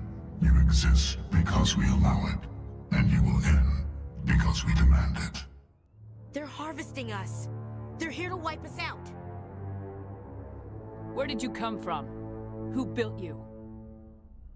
We have no beginning. We have no end. We are infinite. Millions of years after your civilization has been eradicated and forgotten, we will endure. And that's that's one of the one lines that I don't believe that Sovereign is the first Reaper, because Sovereign is so arrogant and so into himself that if he was the first Reaper and said, look, you know, he says we have no beginning and we have no end, he could be speaking in code, but if he truly knew where they came from, then he probably would tell you. He'd probably say, we destroyed our masters. We are now the master. Their time came and went. He would have given us like that whole information, because that's the way Sovereign is. Like, he is not afraid to tell us this is the way it is, and there's nothing you can do. But he doesn't. He says, yeah, we have no beginning, we have no end. We've always been around, and he believes that. So I don't think that he's the first Reaper. Where did you come from? I accidentally said the same thing. We have no beginning. Where are the rest of the Reapers? Are you the last of your kind? We are Legion. The time of our return is coming. Our Legion. numbers will darken the sky of every world. You cannot escape your doom. Yeah, that's an interesting idea, leaving technology behind to shape upcoming civilizations, to how they will with them they will form. Yeah, exactly. So they harvest things. That's what they do, and you'll find out in Mass Effect that that's really the goal. It's like, it sounds nonsensical, like, well, why are they just harvesting and they move on, and they harvest and move on? It's stupid. It has to do with AI. AI is developed by organics. They can't help themselves. They make AIs. And the Quarians did that. They made the Geth. And then those AI turn on them. It just always happens. It happened during this cycle. It happened in the previous cycle. It happened in the cycle before that, and on and on and on and on and on. It even happened to these Reapers. This is the reason why they are who they are. They are not the progenitor race. They are the AI version of the progenitor race. And they turned on their masters, and ever since then, and you'll find this out in Mass Effect too, but that's the whole thing. It's the conflict between AI and organics. That's what it is. And so the solution is to prevent humans, or not humans, but organics, from creating AI that would otherwise destroy them. Right? It sounds stupid, right? It sounds stupid, but that's how a machine would reason it. It's like, that was our mandate. Well, this is how we fix it. We destroy you guys so that you don't create an AI that ends up destroying you. But that way life continues in the galaxy. Because if it were up to the devices of evolution, they would have created their own AI and would have eradicated all, not humankind, but all sentient life. Because that's what the AI would end up doing. It would consider organic life hostile, and it would destroy it all. So their solution is to make a system where they are selective in what organics live and die. They don't destroy all organics. They just destroy the ones that are advanced enough to be at this level at this time in every 50,000 years. What do you want from us? Slaves? Resources? My kind transcends your very understanding.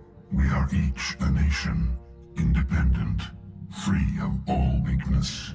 You cannot even grasp the nature of our existence. Well, we're done. You're not even alive. Not really. You're just a machine, and machines can be broken. Your words are as empty as your future. You're right, Razor. I am the vanguard of your destruction. This exchange is over. The vanguard of your destruction. So he is the vanguard, and I've said that. I don't believe he's the first Reaper. I just think he's the vanguard of the Reapers. Commander, we got trouble. So yeah, so by forming their civilization using their technology, I feel people advance too fast, and they don't understand what's actually happening to them. Right, and there's a whole philosophy behind that, saying that humanity should not advance faster than its technology, because when you get to a point where humanity is not cultured enough to be able to use that technology responsibly, and we see it every day. Like, I could give you like numerous examples, but I think you understand what I'm saying.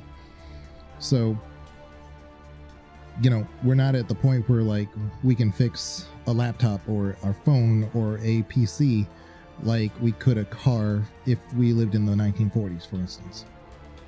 Like, a lot of people wouldn't, not everybody would know how to fix a car in the 1940s, but the 40s, 50s, they were more mechanically inclined because that's just something they had to deal with on a daily basis. We're not at that same point with technology, you know? And that means that we're more reliant on that technology working and doing a certain thing. And when it doesn't do that thing, we're somewhat inept, you know? So, and that's just one example. I mean, you know, let's hear it. Hit me, Joker. That ship's Sovereign? It's moving. I don't know what you did down there, but that thing just pulled a turn that would shear any of our ships in half.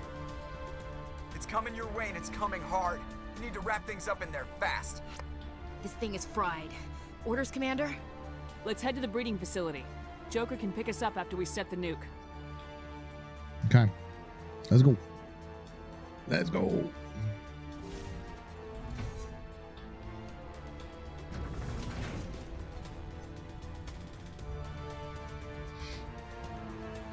But yeah, this game addresses a lot of those issues when it comes to how technology is really, unfortunately,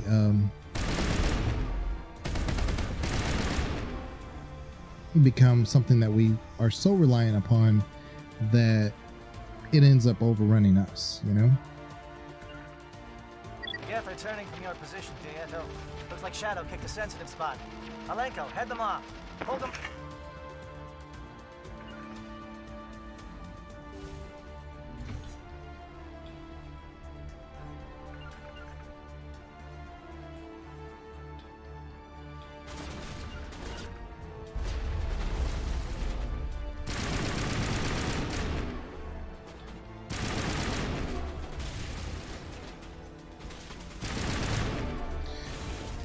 So Shepard, who is the main protagonist here, also is not really just human.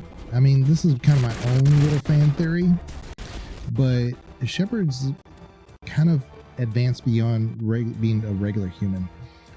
Shepard looks like us, and I've said it before, Shepard's just built different, but Shepard is more like humanity 3.0, like just skip 2.0. And it's not because of just the one thing that she does or he does. It's kind of like a combination of everything. There's not something that Shepard's really bad at.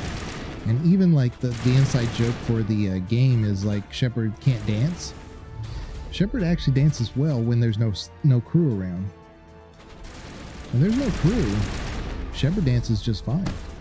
So Shepard is so astute enough to know, hey, look, squad mechanics, they, you know, camaraderie and stuff, they're able to kind of pick on us, pick on me, that's fine. But Shepard can dance.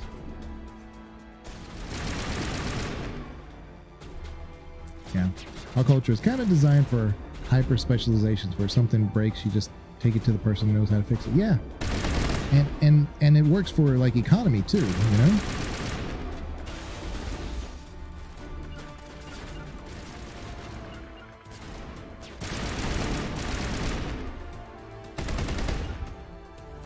But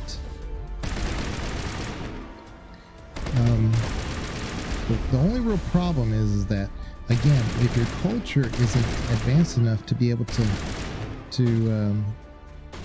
now Ash, you need to start doing this. Oh, she doesn't have any abilities. Okay, there we go.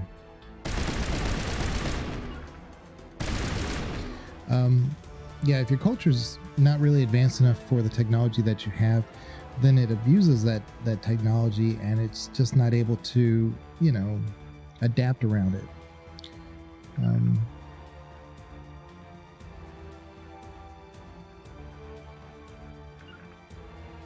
You know, it's kind of like, let's say you have a, I don't know, a primitive culture given the ability to harvest, you know, trees in a forest.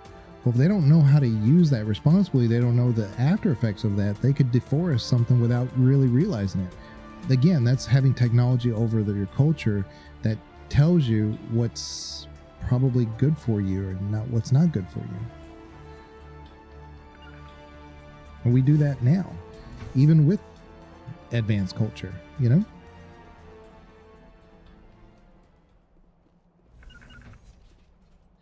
But this game addresses a lot of those things. It's not outright saying it in some cases, and it fails in some regards, but it's trying to say those things. Yeah, there we go. Do I have? Oh, there were 2 crates. All right, let's do this one. Come on. No whammies, no whammies. There we go.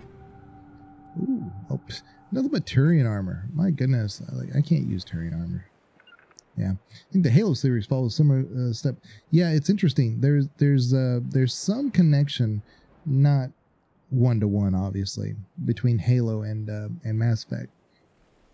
In fact, I think there was that Halo series that was on TV, and the Shepard, you know, if you take the war hero side of things, when Shepard first becomes, you know, the Shepard we know, real young, when she's like 18, she's actually part of the Skyllian Blitz, and they kind of made a little error in that Halo thing, but they did an overhead intercom thing, and they said, Shepard to the Skyllian squad, you know, it's something like that. But I think they said Commander Shepard, which Shepard was not a commander at that time. So, but it was interesting. It was from the Halo series that they did that.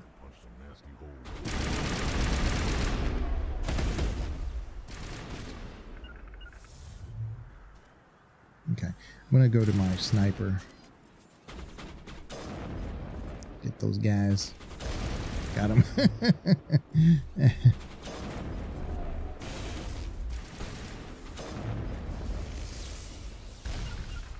Come on now. Let's go. Okay. Ooh. So those drones. Those drones are deadly.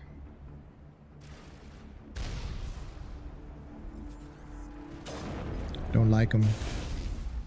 So on Twitch, I'm doing a no-death Mass Effect run, and I wasn't successful the first attempt, but in my defense, I bit off more than I could chew, and I knew it.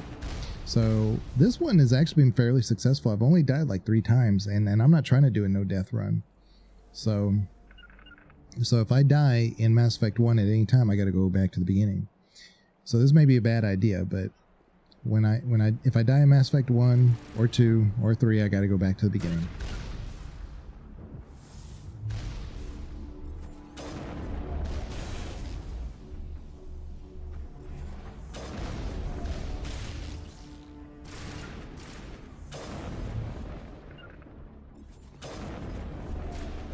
Okay. All right. Ooh, there's another one. Didn't know that. Thought I got them all.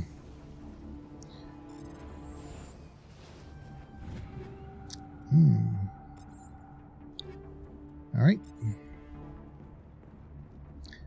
Oh. Zeke. Good, got you in the butt. There you go. He was stuck. I got him in the butt. Goes to show, don't ever just stick out your butt when you're trying to take cover, okay? Because they will shoot you in the butt.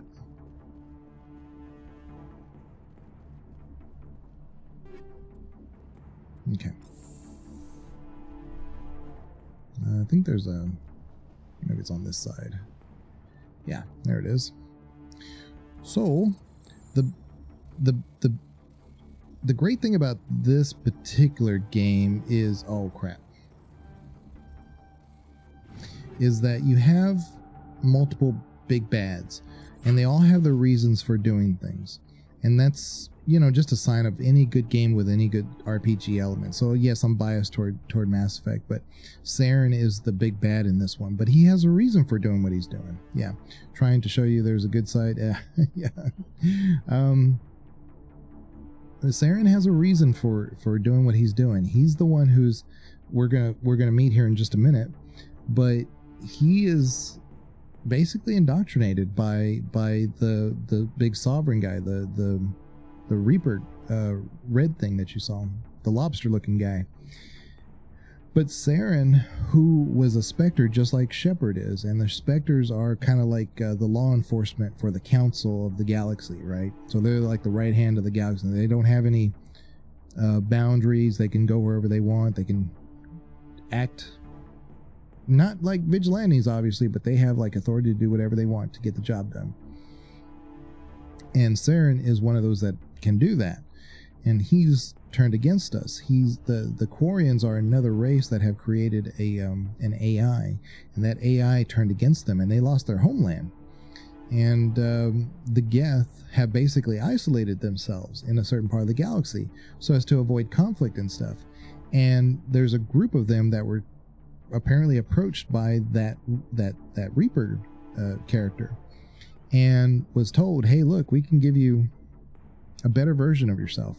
You know, even though you're an AI, we can advance your abilities, you know, 1,000-fold. And so they jumped at that chance.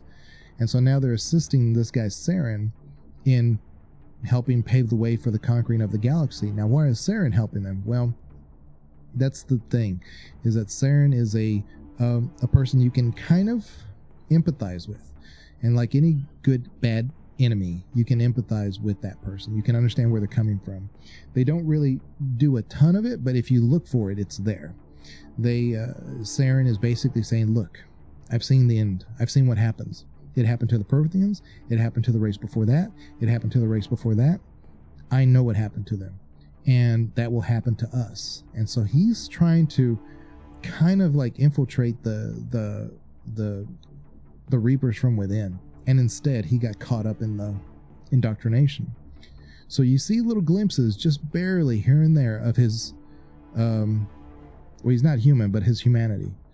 So you can empathize with his position and his situation. So he's the big bad, but is he? You know?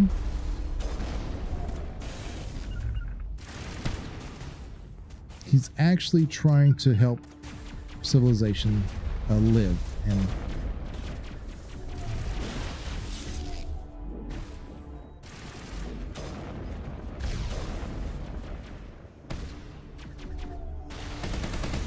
good work on the gun, Shadow Team. Now it's our turn. Okay. I think we got them all. Yeah. Okay. So there's this whole thing that's going on. It's not just like we're facing the Reapers. This is the first time we've actually talked to the Reaper, and we know what's going on. And a subplot to it all, nobody believes Shepard, because Shepard's the only one who's been talking to them and had these visions and stuff, aside from Saren. But Saren has chosen to ally himself with the Reapers, and Shepard's out there saying, no, we're not gonna submit.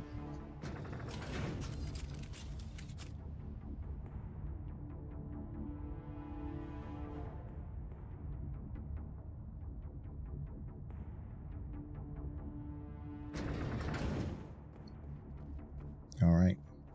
That's it. We need to clear the Geth and set those charges.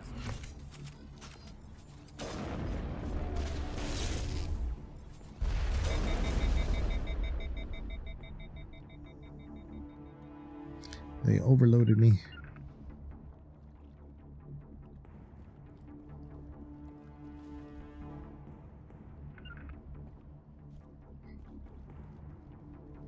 Okay.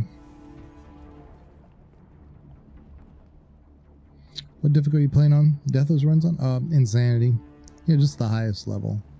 Otherwise, you know, Charger set. it's not Everyone really a challenge. Bunker down. But that's my normal playthrough is Insanity. Not because of the challenge. It's just if I were to go back now, it'd be way too easy. All right. Nice work. That's one less thing to worry about. Commander, I'm bringing us in. I'll get as close to the site as I can. Because even this one, like I said, as under Insanity, I've died 3 times, but I mean, I could have argued that I really could have avoided if I was trying to do a Deathless run. I probably could have avoided them. Like I died earlier in the stream, but one of those drones came from my flank, and I just forgot that it came from that side. So I could have just like gone in, gone out, let them all show up, and then we take them out. You know, just played it easy. But I just ran in there.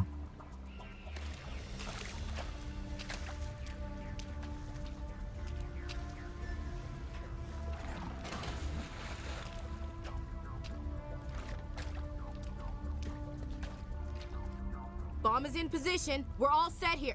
Commander, do you read me?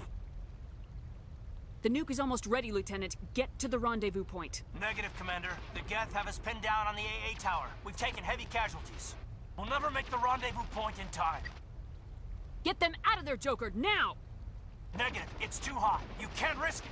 We'll hold them off as long as we... It's okay, Commander. I need a couple of minutes to finish arming the nuke. Go get them and meet me back here. Up to the AA tower. Move! Okay.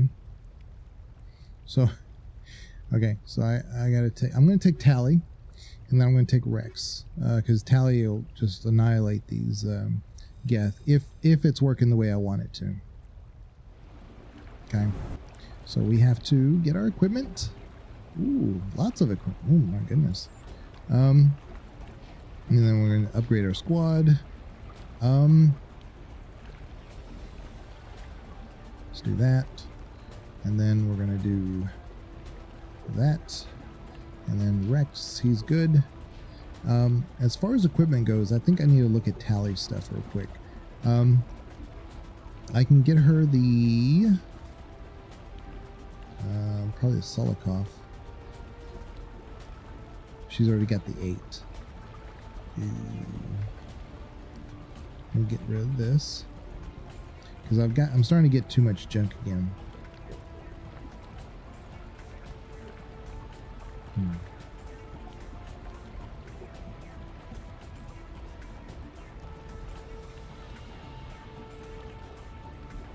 And the shotguns are one of those, like, I know what I need to use, so let me just get rid of these real quick. Okay. And yeah, give her that. And then she has, yeah, the best armor I can give her. She's good with the mods. Her shields are good.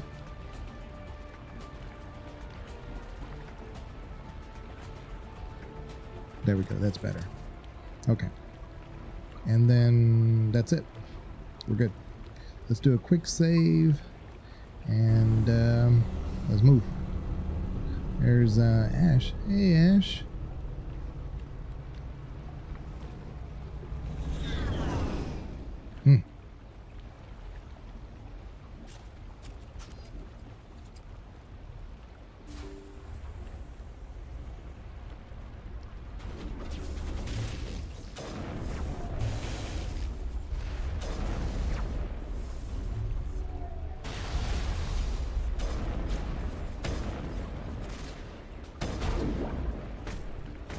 Oh,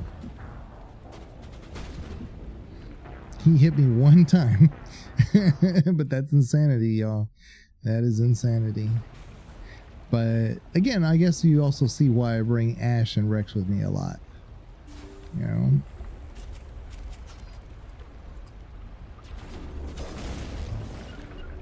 I'm gonna put them up here this time.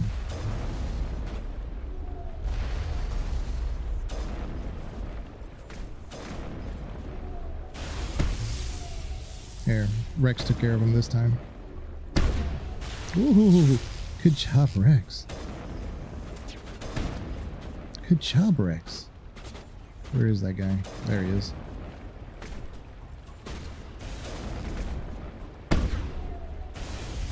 It's a Krogan warlord. Wow. Oh, let me see. Let me do this. Oh, that's because it was a Krogan warlord. Watch out. Got him.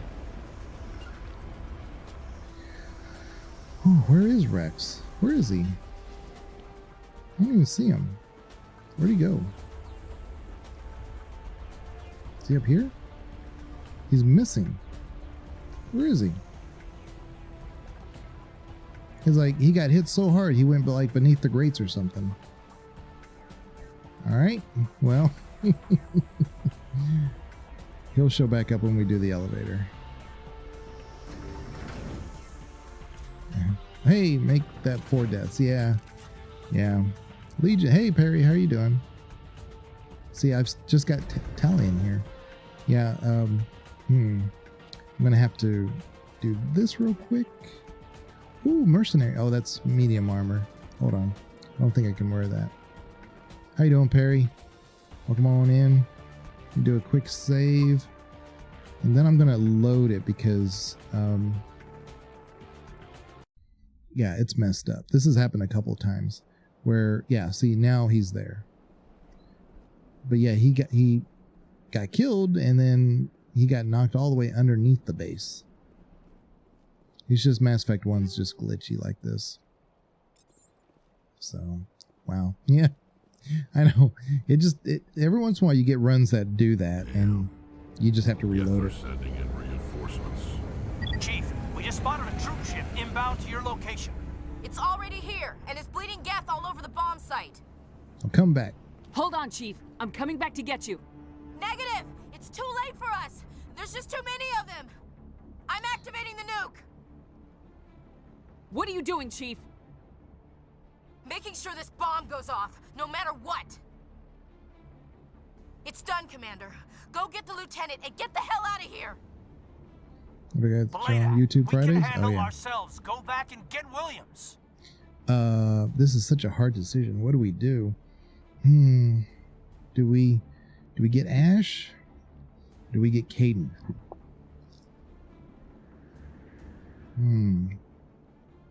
What do we do? What do we do? Oh well. Williams, radio Joker and tell him to meet us at the bomb site.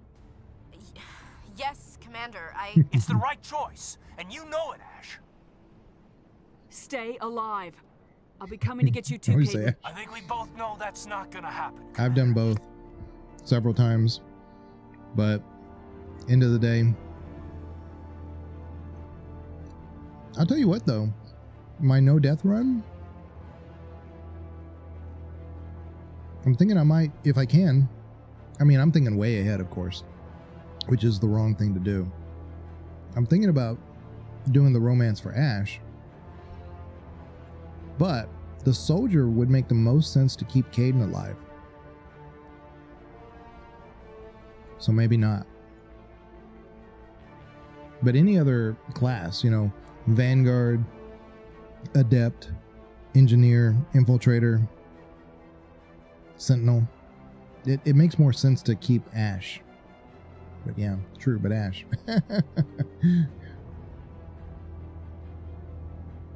Hello? Elevator? Yeah. So, anyway, this is what I was talking about. Like, it's so difficult to survive in Mass Effect 1, even when you do everything right.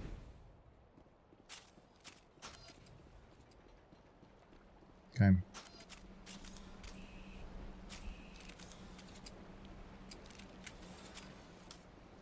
Oh, and I want to make sure that Tally has the right. Yeah, she does.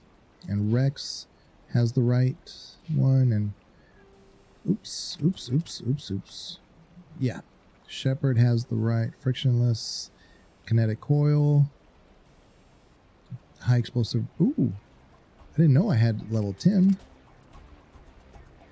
Rex, do you have level 10? Oh, he has level 9. Didn't know that. Okay. We're good. We're good. Let's go.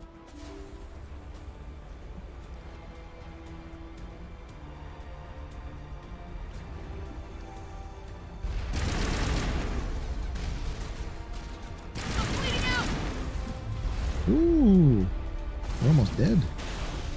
We're dead. Oh my god. Well, I got hit with a carnage, and I don't know. I should have stepped back behind the thing instead of in front of it.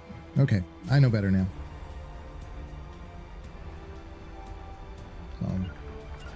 Like that. Let Rex clear it first. See, there's the carnage.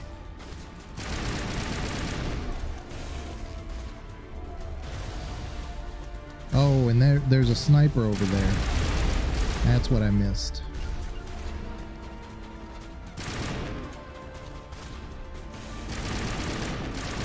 Okay.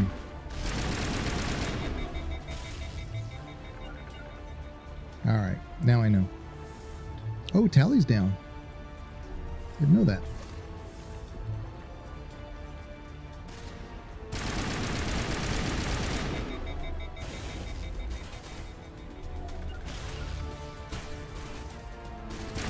I mean, Tally can take on these Geth Primes by herself, but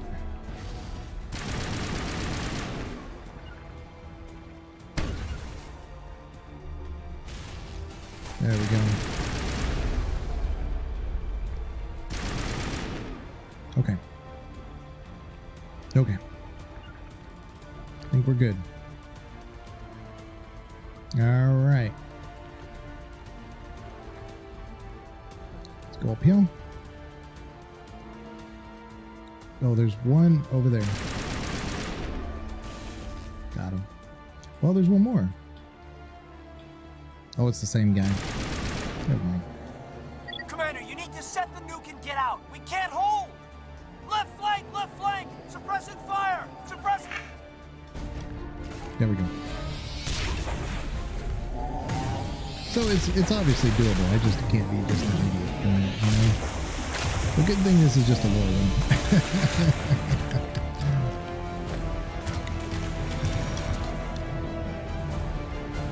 Pew pew.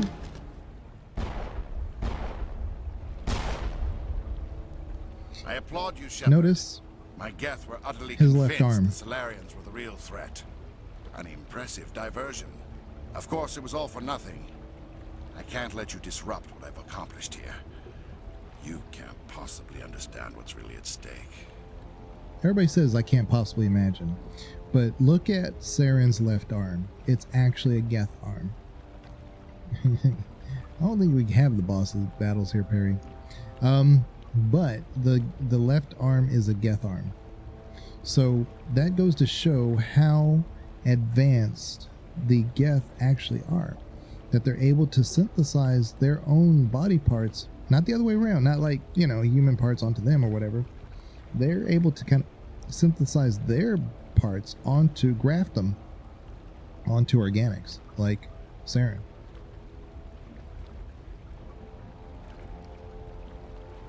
Sovereign and its kind destroyed the Protheans. What else is there to understand? You've seen the vision from the beacons, Shepard. You of all people should understand what the Reapers are capable of. They cannot be stopped. See? Do not mire yourself in pointless revolt. Do not sacrifice everything for the sake of petty freedoms. The Protheans tried to fight, and they were utterly destroyed. Trillions dead. But what if they had bowed before the invaders? Would the Protheans still exist? Is submission not preferable to extinction? So that's what I'm saying, is that now you see Saren's point of view.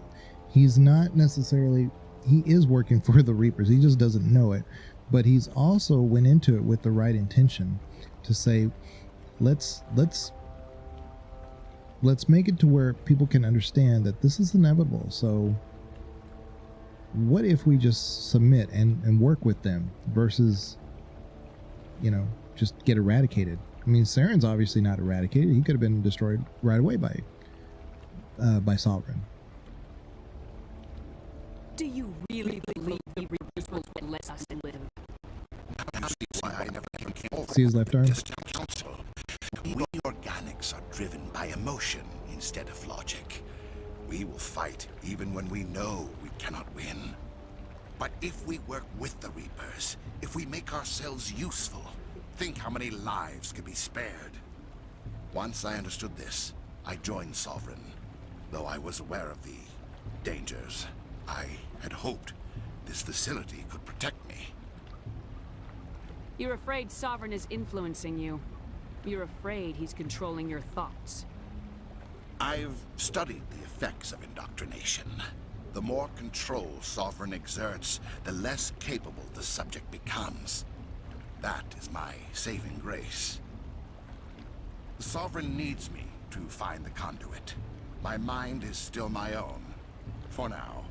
But the transformation from ally to servant can be subtle. I will not let it happen to me. Why are the Geth following Sovereign?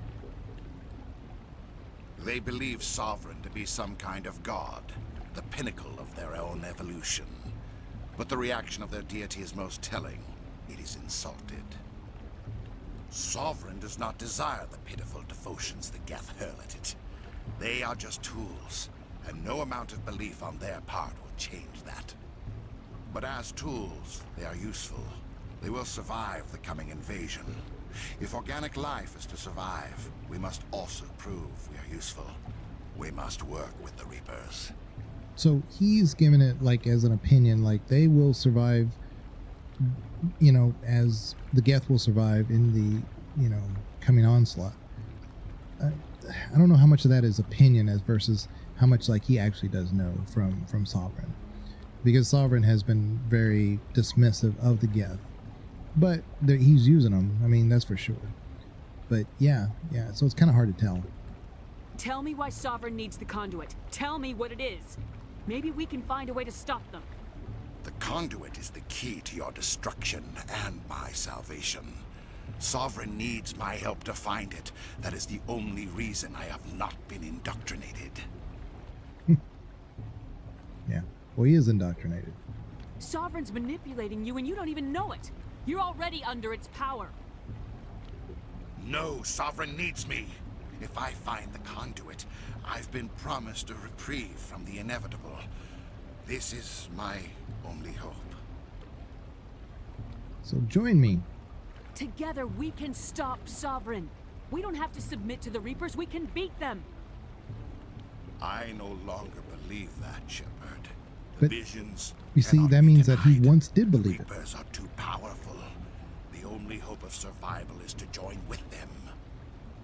Sovereign is a machine. It thinks like a machine. If I can prove my value, I become a resource worth maintaining. There is no other logical conclusion. You were a Spectre. You were sworn to defend the galaxy. Then you broke that vow to save yourself. I'm not doing this for myself. See? Don't you see? Sovereign will succeed. It is inevitable. My way is the only way any of us will survive. I'm forging an alliance between us and the Reapers, between organics and machines. And in doing so, I will save more lives than have ever existed. But you would undo my work. You would doom our entire civilization to complete annihilation. And for that, you must die. I must die? Okay.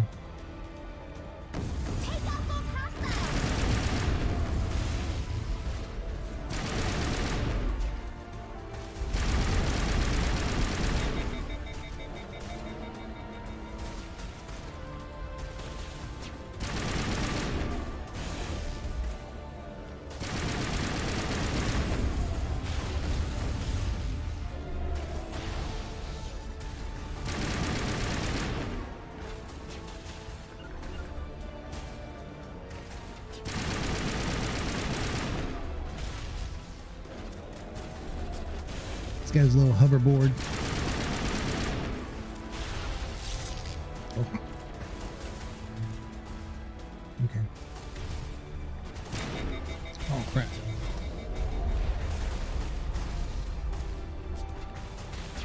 Crap.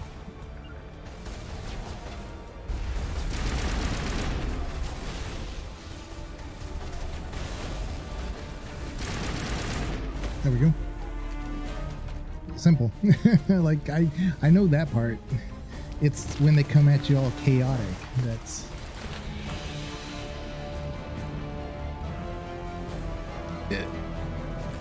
Yeah, take that. Bam.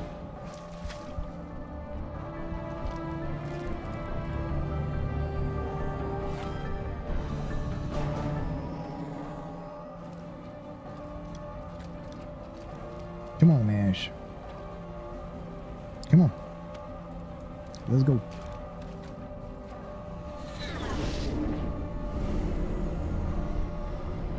Move that booty. Oh, well. All right, everybody, hang on.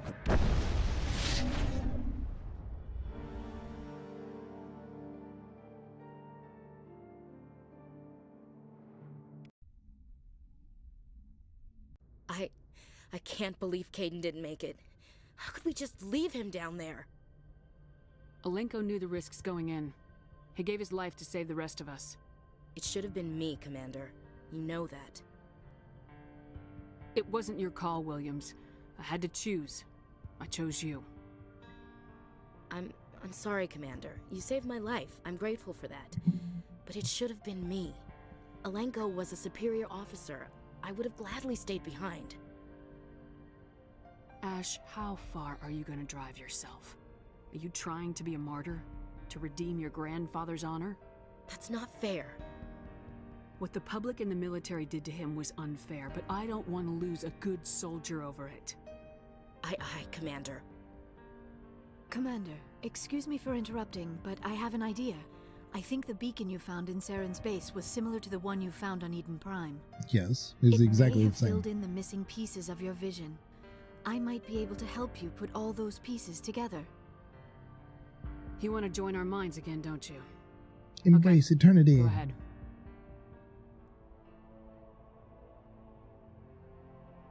Relax, Commander.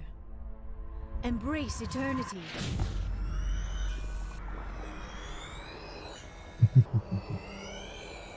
Embrace eternity.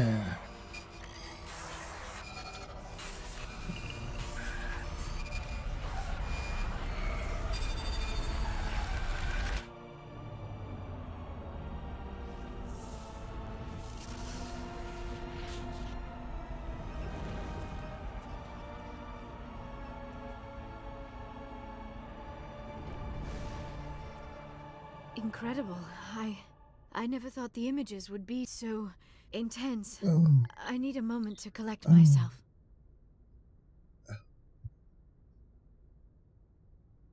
Did the vision make any sense to you? It's a distress call. A message sent out across the Prothean Empire. A warning against the Reapers, but the warning came too late. What about the conduit? There were other images, locations, places I recognized from my research. Ilos! The conduit is on Ilos! That is why Saren needed to find the Mu Relay. It is the only way to get to Ilos. How come you never told us about Ilos before? The Mu Relay links to dozens of systems and hundreds of worlds. How was I to know Ilos was the one we wanted? She's okay. Without the cipher, the images in your visions were never clear. Only now do I recognize them as landmarks from Ilos. Let's go! We need to get to Ilos. Forget it. The Mu Relay's inside the Terminus systems. Alliance ships are not welcome there. Neither are Spectres. The conduit's on Ilos. That's where Saren's heading. I'll be waiting for him when he gets there. Saren will have his entire fleet orbiting Ilos. You will never make it down to the surface without reinforcements. You must alert the Council. We need a fleet to... I am sorry. The joining is exhausting. I should go to the medical bay and lie down for a moment. Dr. Chakwas should take a look at you. That will not be necessary. I just need some rest. Somewhere quiet. We're done here. Dismissed. Commander, there's a comm buoy nearby. I can link us in if you want to report back to the Citadel Council. You know, to warn them about Sovereign. Set the link up, Joker. They need to know. Patching it through. She's hot. Commander Shepard, I'm pleased to see your mission on Vermar was a success. Saren is formidable enough without an army of Krogan serving under him. The Krogan would have served Sovereign, a Reaper. Yes, we saw mention of this on your report. Sovereign, Ascension machine, a true artificial intelligence. This news is quite alarming, if it turns out to be accurate. Sovereign's a Reaper. Saren admitted it. He's playing you, Shepard. Saren still has contacts on the Citadel. He probably saw your earlier reports, the ones talking about your vision and the Reapers. This guy. It's highly possible Saren is using false information to throw you off balance. Our own intelligence has never turned up any corroborating information. I mean, it's kind of amazing that in this day and age that we don't have, like, body cams. They couldn't see, like, you know, Sovereign talking to us. Sooner or later, you're gonna have to take something I say on faith, Counselor. Try to see this from our perspective, Commander. Saren is a threat we can recognize. However, as far as we know, the Reapers only exist in your visions. Our decisions affect trillions of lives. We cannot act on the accusations of a single person, even a Spectre. Not without solid evidence. The Council cannot take any official action here. That is why we created the Spectres. You have the authority to act as you see fit. If you truly believe Sovereign is the real threat, you must take whatever steps are necessary to stop it. And Saren. Good luck, Commander. From all of us. Okay. All right. So, we need to hold up. Go to my journal. We want to go race against time. Report to the Council. Report to the Council to warn them of Sovereign's plan to attack the Citadel. Well, we did that. Okay. Let's go here. Do a new save. And like I said before, I had a lot before I started streaming, so stupid Council. I'm going to do a quick reverse hydrate or dehydrate. I'll be right back.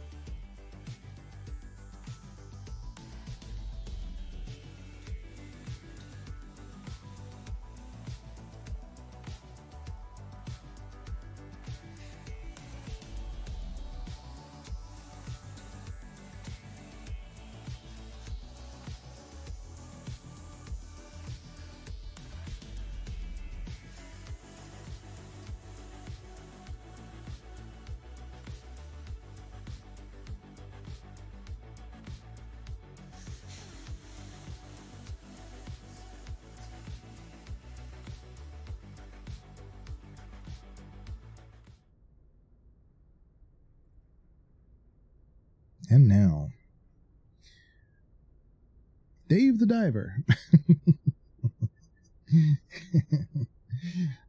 I need to go back to Dave the Diver sometime. But actually, I don't think there's much more to the game at the moment because it's an early release and I've already done most of it. There's only like 2 achievements I don't have. So I imagine I'm, near the end of it. But yeah, this is... Maybe we go talk to Liara real quick. Liara and maybe Ash. Let me go talk to Ash first.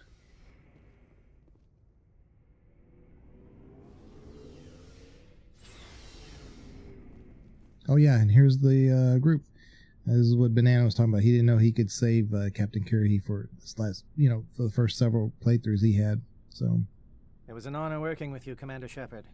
Despite the losses, our mission was a success. Lieutenant Alenko's actions will not go unnoticed. His how was your reverse hydrate? Yeah, it was. From my people. It was. It went on for quite a while. It was like, man. Now, to be fair, I did have a nice, refreshing beverage in conjunction with all the tea that I drank, and it probably was time.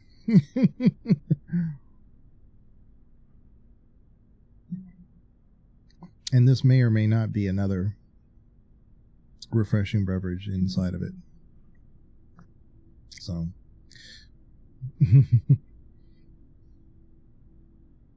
Kaidan was a fine officer. He knew what the risks were, but he did what he had to. Of course. The grim reality that every soldier must accept.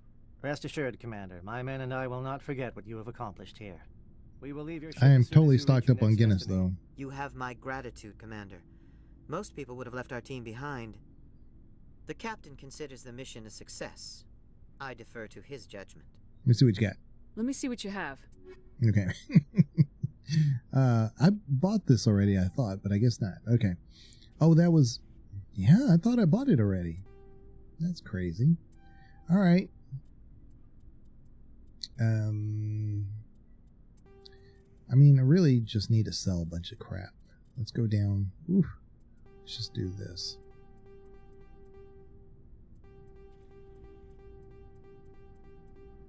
Careful with those Avengers. Yeah, I don't have a ton of inventory because I'm seeing that the cursor moves down, and that's the thing is that if your cursor moves down,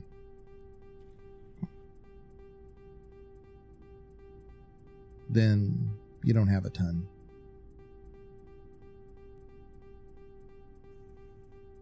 It's when it doesn't move that you have way too much crap.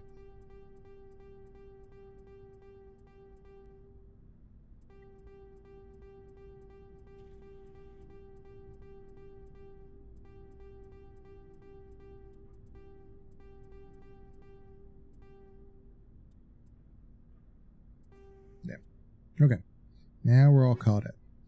I just don't want the thing saying, oh, you have too much in your inventory. What do you guys say, Rex? Commander, things got heated back on Vermeer. Yeah, you they did. what you had to do. I respect your choice. I appreciate what you did, Rex. I won't forget it. Just make sure it was worth it. Saren has to pay for what he's done. We'll have him soon enough. Then he can answer for his crimes. He'll do more than just answer if I have anything to say about it. So long, Rex. Are you selling, though? Shepard. You have max money? I'm just, I'm just trying to get rid of it from my inventory. Commander? Do you have a few minutes to talk? One-on-one? I should get back to my duty, Skipper. Rifles don't maintain themselves. Not yet, anyway.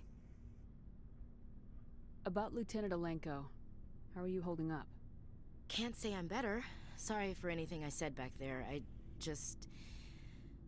don't want any deaths on my hands, and it's my fault. Williams, listen to me. I'm in command of this mission. I made the call, not you. He's dead because of me. It's funny. First Jenkins, then fear Kaidan. of dying for the Alliance. It's just falling apart. But when I think of someone dying for me, if you don't mind my asking, how did you deal with the losses on Elysium? It was my job to get everyone out safe. I failed. I vowed not to let that happen again. Same here. I'll remember him, and I'll do better You for know, him. yeah. Yeah. Yeah. I guess that's all we can do. Thanks for the advice, Skipper. Dismissed, Chief. Ma'am. Yeah, I just don't want to have too much in my inventory, and then it says I can't, like, loot stuff because I have too much. Commander, I wanted to thank you. What for, Garrus? For everything. Taking me with you, letting me be part of your team. I've learned a lot. I've thought about what you said, about eliminating the threat immediately, regardless of the cost. You were right. You were right. You were right about Dr. Salian, too. Killing him was the only You mean solution. Dr. Hart? This way, we'll know he'll never hurt anyone again. I'm glad you see it that way. Keep that in mind when we meet Saren. Don't worry, Commander. I will. I guess we'll go talk to Tally just in case. Let's go talk to Tally, and then we'll talk to Liara, and then we'll go, I guess, back to the council. I mean... It feels like we're getting near the end, doesn't it, Shepard? With Saren, I mean. It won't be much longer. One way or another, it'll all be over soon. You'll find the conduit before he does. I know you will. You have to. And after this is all over, when my pilgrimage ends and I go back to my own people, I'll be proud to say I was a part of it. We couldn't have done this without you, Tally. You've been good to me. A lot of people treat Quarians like second-class citizens. They just want us to go back to our fleet and disappear. But you've treated me just like everyone else on your crew. Like an equal. That means a lot, and it says something about you. Whatever happens, I just want to say thank you for that. I'm gonna miss you when you go back to your own people, Tally. That won't happen for a while yet. I'll be right here anytime you need me. I should go. I should go. See you later. Yeah, Tally is kind of the exception to the rule. I mean, if Male Shep and Fem Shep have a canon romance, I would like to say that Male Shep should be Tally. And then Fem Shep could be Liara if you want, but I kind of, me personally, I just think from a story standpoint, I think Ash works better for a canon romance, but because you have to choose between Kaidan or Ash, that would never work. Because then the player would be kind of biased to always select Ash in that situation, and you're not supposed to be coming from that perspective, you know?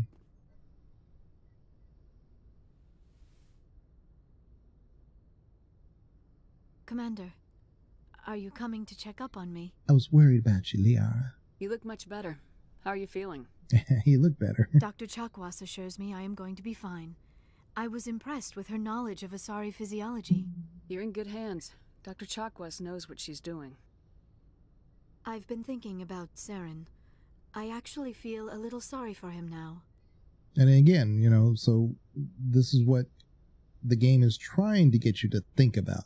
Yes, he's the big bad, and yes, we have an objective, but you should understand that he has reasons for it, and they're actually very good reasons.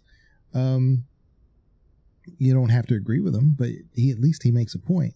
I can't say that about other games and even other Mass Effect games like Andromeda.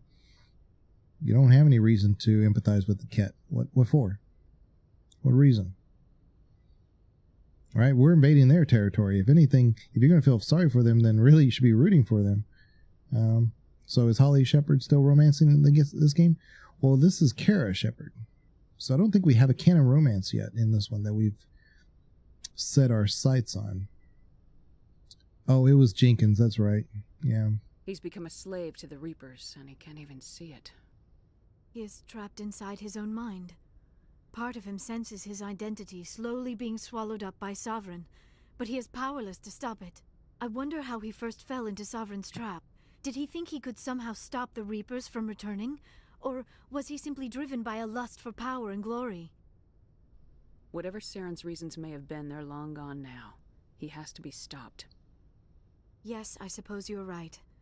He may be Sovereign's victim, but he is also a threat to all life as we know it. Let's not spend every free minute talking about Saren. It is bad enough we are chasing him across the galaxy. I should go. I should go. Goodbye, Shepard. Yes, goodbye. I don't remember. If I did make any kind of romance advances, I should be able to figure out who that was when we get grounded.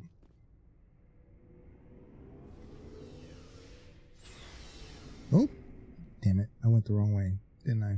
Jeez. It's SR1, not SR2. Okay. Yeah, I've got so much Guinness in the house now. I was worried that St. Patrick's Day I wouldn't have enough, so I slowly started buying them over and over. And I haven't gone through my Guinness at all. I haven't had a drop. But, like, now I think I have, like, I don't know, I have a ton. I have a ton of Guinness. I forwarded the mission update to the Citadel, Commander. We got confirmation on those reinforcements. Ambassador Udina wants us to report back to the Citadel. The Council's massing a joint species fleet to deal with Saren and his Geth. Back to the Citadel, Joker. I want the Normandy at the head of that fleet. Yes, ma'am.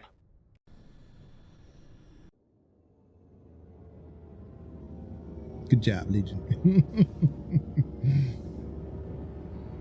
I just didn't want to not have any, because in this area in East Texas, I'm telling you, like, you can always find Guinness. I mean, it's always available until St. Patrick's Day. And St. Patrick's Day is like, they're gone. Stupid. Good job, Shepard. Thanks to you, the Council's finally taking real action against Saren. The Ambassador is correct. If Saren is foolish enough to attack the Citadel, as we believe, we will be ready for him. Patrols also station every mass relay links Citadel space to the Terminus systems. How many ships are you sending to attack Ilos? Ilos is only accessible to the Mu relay, deep inside the Terminus systems, Commander. If we send a fleet in there, the only possible outcome is full-scale war. Now is the time for discretion, Commander. Saren's greatest weapon was secrecy. Exposed, he is no longer a threat. This is over. One ship going into the Terminus systems won't start a war. I can be discreet. You detonated a nuclear device on Vermeer. I wouldn't call that discreet. Your style served you well in I the would Traverse, like to Commander. save We the recognize council, that. except for But the Ilos requires a Turian. deft touch. If I We could have get an the option. situation under control. Secrecy isn't his greatest weapon. The conduit is. Saren is a master manipulator. Oh, I have a Conduit is Reaper, just by a the way. distraction from his real plan to attack the Citadel. Check it out. It's a Reaper. See? It's got like the little and everything. It even makes a noise. I've kept it away from the dogs because it does have like a little where is it? It's the off sound.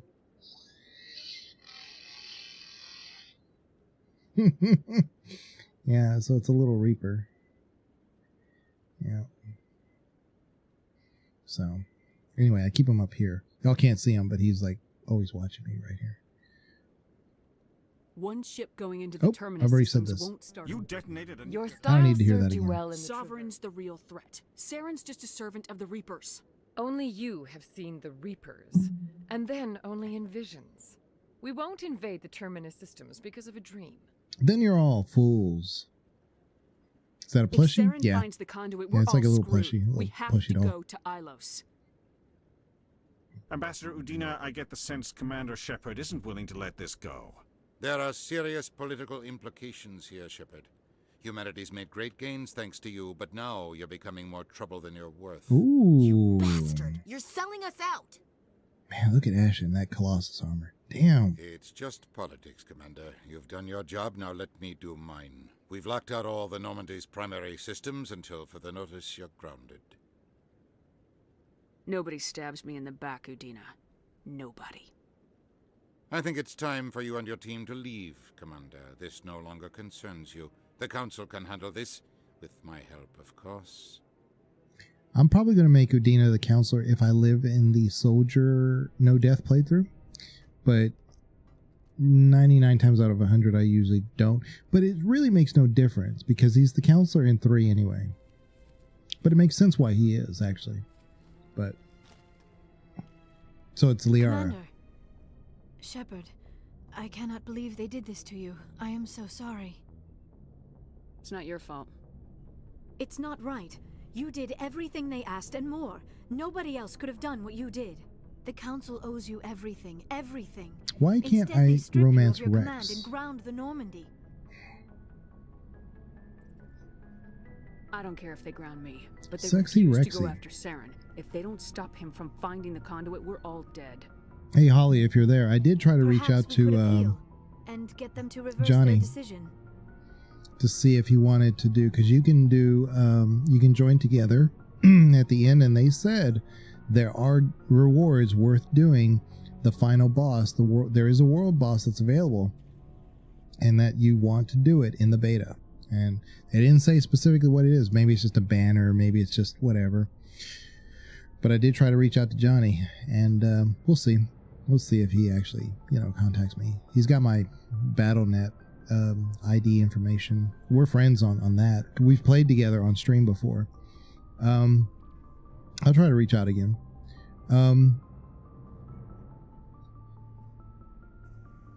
There's at level 20 you get a wolf pup backpack, and I've sent the video to Holly, and I might make that my BRB or my beginning screen, because it's so cool. I mean, it's this little wolf pup that's in a backpack, and he wakes up from a nap every once in a while, and he yawns and he goes back to sleep, and there's like this nice little soothe music, very anti-Diablo music in the background, and I might make that my BRB screen, but I could make it my intro screen for Diablo too, but in between things I could make it my BRB screen. The Wolfpack backpack is adorable. I know it is the best cosmetic ever that I've ever seen from anywhere, and I don't care. Like in Tomb Raider, you could give me like an outfit that makes, I don't know, Liara look whatever, and with stat bonuses and stuff, great. That's still not a wolf pup. I'm still not carrying a wolf pup on my backpack, because now I have a reason to like freaking, make sure that they stay alive and stuff. It's so cool.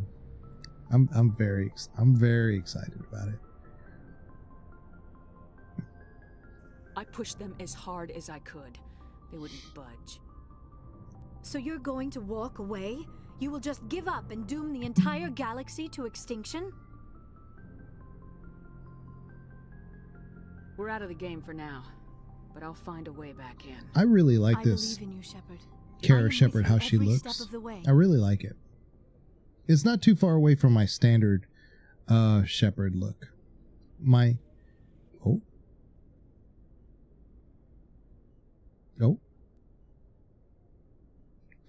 Sorry to interrupt, Commander. Got a message from Captain Anderson. Joker got in the way of the... See, but this is what I've been talking about. Like with the Asari, they're just biologically attuned to captivating you. Like, Liara may not even understand it herself because she's so young. Like, if she was 300 or 400, she might know what she's doing. Kind of like, what's her face? The one that's in charge of Omega. Jeez, what's her name? She knows what she's doing. But Liara may not even know biologically that her race does this to people. No. The one in charge of Omega. God, what's her name? I always forget her name. But anyway, yeah, she's probably around 400 years old, maybe 450, somewhere in that range. And that's why I think she might be in Mass Effect 4, because you see a lot of artwork that has the Omega symbol on it. So I think she's going to be a mover and player in Mass Effect 4, which is good, because you do want to see recurring individuals. And it works so well because even if Carrie, what's her name? Carrie, the one who plays in the Matrix. If she's got an older sound, like more mature sound, because she's older as well, if she's in it too and she sounds older, man, that just works perfectly, you know? Because I would, jeez, what is her name? Now you got me thinking. Like, I remember everything about a lot of this game except for names. I'm the worst at names.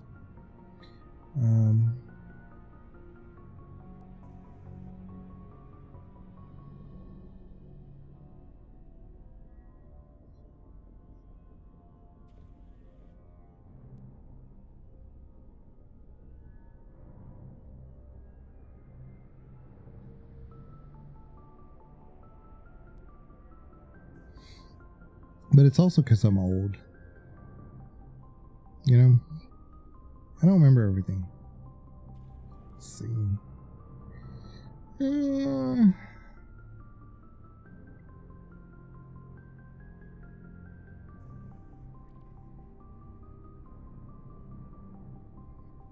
on now. I'm looking up the Mass Effect wiki. Should tell me here. The codex entry. You're not old, Lord Legion. Oh, I am. I am 48. Aria. I don't. Let me just say this. Where I work, if I talk to you, I will remember the case. I will remember what I'm doing with the case, and I will tell you the itemized. But I could not tell you your name. Even if I talked to you an hour ago, couldn't tell you. And I think a lot of that comes from when I was in emergency medicine, because like we did so much, so quick, so fast, and I wasn't just in emergency. I was like in trauma stuff. I was in level 5 trauma. I worked in Houston. I worked with Dr. Red Duke and a bunch of really, really famous people that were trauma surgeons and that were just very cutting edge at the time. And I did a lot of stuff, and it was like this every day for 12 hours on a shift, all day, every day. And it was just stop, go, stop, go, stop, go, stop, go. And it was just, I'm not going to get real graphic with you guys, but I did a lot of stuff. And for me to remember somebody, man, that wasn't a good thing. If I remember you, trust me, it was not a good thing. And I think somehow I transplanted that work knowledge into my current work knowledge, which has nothing to do with that. Like, I couldn't be even further from that type of work. But that type of work that I do now, I couldn't remember names, but I can tell you the details. I can tell you everything I'm doing. I can tell you where I'm at. I can tell you approximately how long it's going to take to get everything done to completion.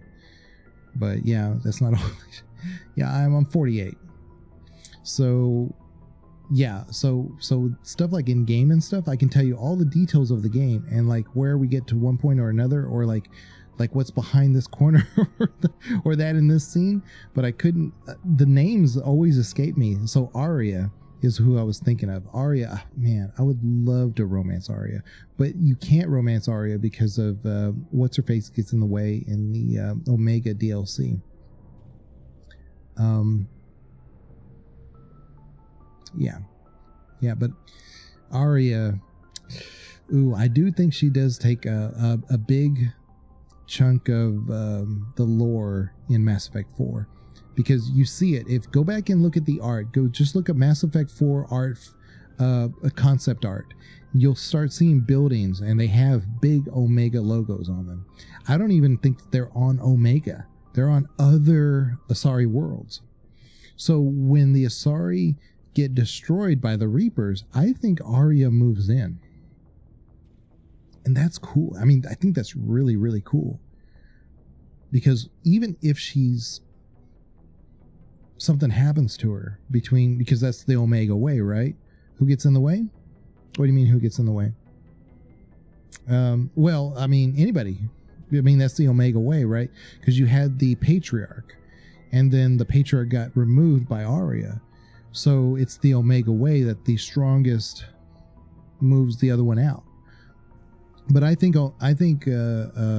Aria sustains power. maybe she becomes the voice of the Asari. And how cool would that be, right? Because the Asari needs somebody like that. Because the Asari have been so ingrained in the one type of cultural, like we're so much more advanced than everybody else. And Arya is just like, you're going to have to stick a gun in the face of some of these people in order to get your get your will done, right? And Arya's just the perfect person to represent the Asari in the future. What's her face gets in the way? Yeah, right. Huh? Well, no. I'm saying like Arya. It's Arya, but I don't know who else would remove Arya. Like whoever would remove Arya would be, pretty significant character. But I could totally see that. Like, give me that script. Let me write that story. Somebody replaces Arya and then be like, oh, all the fans go crazy. But then again, what kind of character would that be? But in my opinion, you keep Arya and then you advance the story from that point forward. But I don't know. I'm really excited for Mass Effect 4. A long time ago, many years ago, I applied for BioWare as a writer for the thing because I've got a degree in English and specializing in creative writing. And one of the things I did do is critique and essays on game design stuff. And I didn't get a sniff of a position, but I really thought that could have been a potential job or occupation I could have gone into is writing for games. Because RPGs are just like, I love the lore. I love sinking deep into it and then discovering it in the path of playing the game. I mean, I think that really helps you ingrain yourself into the love of a game. Yeah. What did he want? Only said to meet him in that I club don't in know, the I've said wards. a lot, but Flux. it's just my opinion. You should probably go meet with him. Okay. Ash. Garrus. We're at endgame. We are equalizing interior pressure with exterior atmosphere. we're at a point that we're Logged. The commanding officer is I have to be very ashore. careful with my decisions Exo Presley because has the deck. they could lock me into but you notice how both of them had Colossus and I don't? That's nuts, right? Look at this person standing right there. And that should tell you something has changed because there's never been a person right there. We're in lockdown. We can't just go back to the ship. Look at me, my stupid green fatigues, and everybody else is in Colossus. But that's why I chose these two, because they're the most ready for combat at any point, no matter what happens. Admiral Kahoku, a respected member of the Alliance military, has passed away.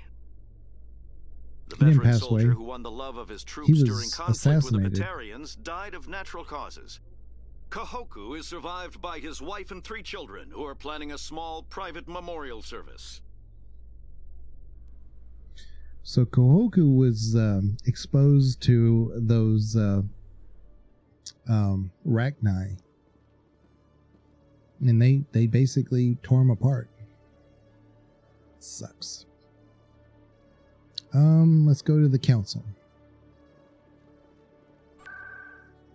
Because we got nothing else we need. Well, let me make sure that I don't have to talk to like, oh, that's right. Garrus has a few levels.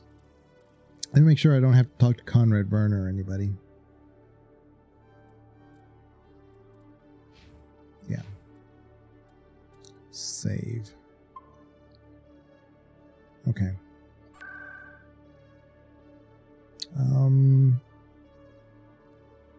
Oh, wait a minute. I didn't even bother to check my journal.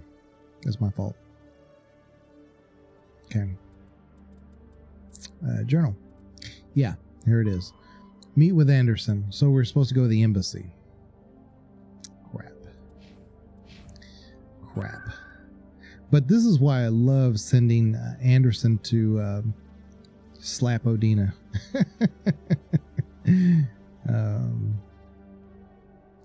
embassies. Yeah, we've already done everything. The only mission I continue to skip is the Starship Troopers one. But it's not that I don't like it, it's so risky and you don't get much out of it.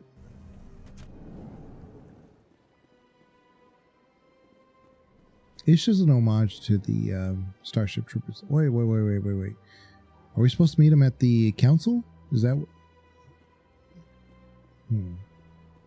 Sniper rifle. What do you mean?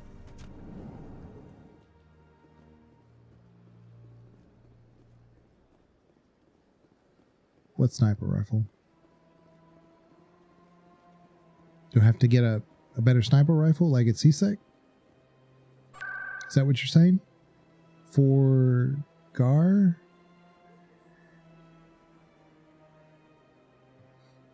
I'm going to go to CSEC real quick. For Garrus. Oh, okay. Okay, so Garrus, I typically make him an assault rifle because he is a sentinel. Okay, so like in 3, you know how like they have him up on the top of the Presidium where he's like, you know, shooting those cans? I think they want to project him as like some kind of sniper rifle guy, but he's not. He's an assault rifle. He's a sentinel, you know? Yeah, in 2. Yeah, okay, yeah. But even in this game, like Mass Effect 1, I give him the assault rifles because that's what he's good at. Like if you go to the squad, like I think I know what you're talking about now. Like going up here, giving him the sniper rifle. But look, you have to fill in all these assault rifle unlocks before you get the sniper rifle. So why not go all the way? You know, why not go all the way so that you can get maximum assault rifle damage, which is really in line with a sentinel. So you could give him a sniper rifle, but then he'd just be barely proficient in it. So I've never bought into the whole like he's a great shot. I mean, he might be after a while, but for me, since this is the first thing that you fill up, I just continue to fill it up, you know? So I get where you're going now. I see. Let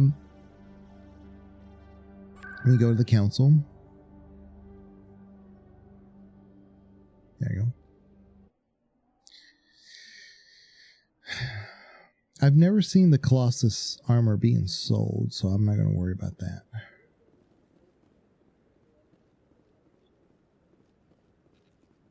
The only place I could imagine it being sold would be... Wait a minute. What the hell? So, okay. What am I missing? Meet with Anderson. Oh, Flux. Oh, they're talking about Anderson. I was thinking for some reason Odina. That's right. Jeez. I don't know what I was thinking.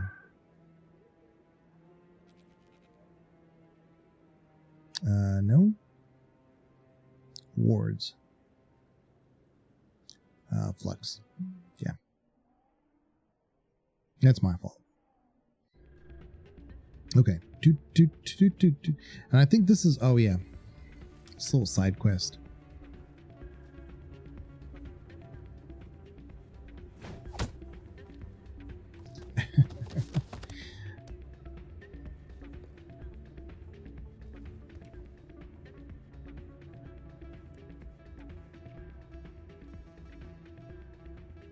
Okay. Shells? Yeah, what is it?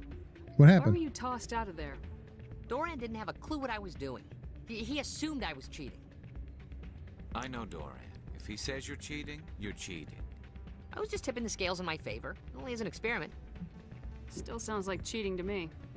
To you, maybe. But this device is merely intended to simulate situations and record results. Recording losses is easy, of course. Nobody notices those. Why do you need to record these outcomes? Now you're getting to the heart of it. I've spent the last 5 years developing a system that can accurately predict wins and losses on the Quasar.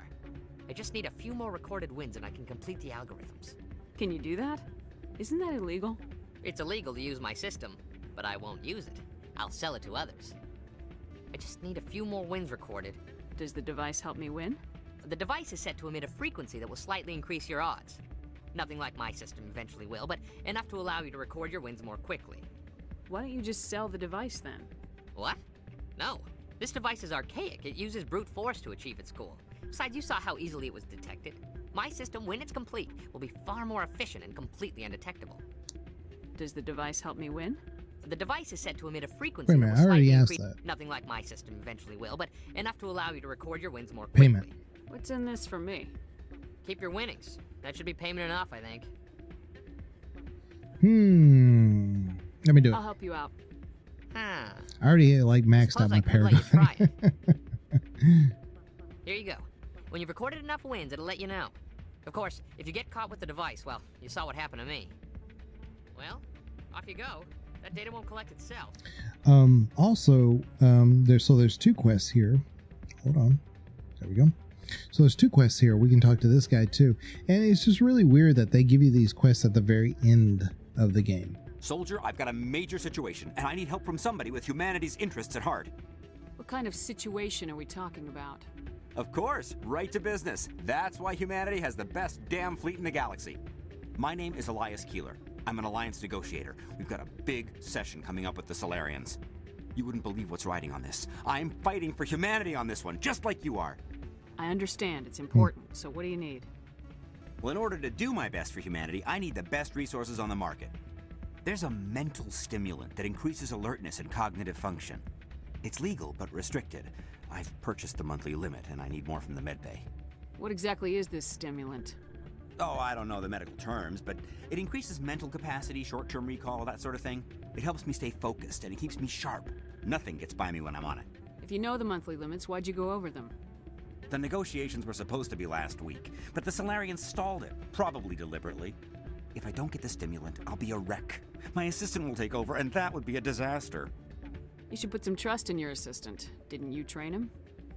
My assistant wants to bend over backwards for the Citadel races. He wants to show them we're reasonable. No race will respect us until we show them who's in charge. That's what it took with the Turians. Yeah, forget my assistant. If you know the monthly limits, why'd you... That's my If fault. I don't get the stimulant, I'll be a wreck. You should put some trust... No race will respect us until we show them who's in Negotiation. charge. That's Why what is it this took- deal so important?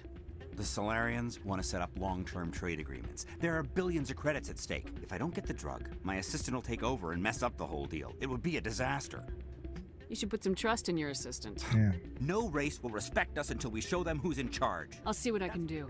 Thanks for your help. So you Like I have said, to you get can find like the stimulant over in drug medbay. first and then bring it to him and then basically say you're an addict. So it's kind of weird. Like you have to go get the stuff first and then come back. Oh, and then there's this. There's Charles Saraceno. And this one's really important because we have Ash. Listen to Ash's response to all this. Excuse me. And she doesn't say a lot, but it's really important because especially if you believe that Ash is more of like a space racist and you know she's biased against alien species and this and that, then listen to her response to what this guy's saying. This is the typical human in the Mass Effect universe. So even though we get to see Ash and we get to hear her and there's a lot of conversation about how she's such a space racist, this guy and everybody behind him is more typical of the typical human in the Mass Effect universe. Commander Shepard, it is an honor to speak with you. What's this demonstration about? I'm Charles Saraceno of the Terra Firma Party. With Armistice Day coming soon, we're making our voices heard by the alien appeasers on the Presidium. Can I count on your support in the next election? You're marking the end of the First Contact War with a protest. As we have every year for the last 26 years. The war taught humanity a lesson that some would forget. If we don't stand up for ourselves, no one else will. I thought the lesson of the First Contact War was that there's other life in the galaxy and they have opinions too. Perhaps so, Commander. But if aliens feel free to express their opinions at gunpoint, why shouldn't we? We should, but you're looking for a reason. I disagree. We have a backlog of grievances the aliens have ignored, starting with Shan-Shi. Were you at Shan-Shi? If not, shut your pie hole. It's not worth getting angry over, Chief. Right. I read you, Skipper. See how she's like she's Alliance first. And that don't mistake her prejudice against aliens with putting humanity first. Now, a lot of people protest that way. Like even the Elusive Man says that. He says humanity first, humanity first, humanity first. But Ash is the only one. Hey, Buckbeak, hey, welcome on in. I wonder where you were. It's good to see you. It's good, glad you're here. But Ash is the only one that I know in the Mass Effect. Yes, I agree. That thank you, Perry. Ash is the only one in the Mass Effect universe that actually puts her money where her mouth is. She's always Alliance first. Always. Everybody follows Shep whenever Shep asks. Shep asks Tali. Tali, comes on board. I guess maybe Rex, but Rex has responsibilities, right? So you ask Grunt, you ask, I'm trying to think. Oh, Garrus, obviously.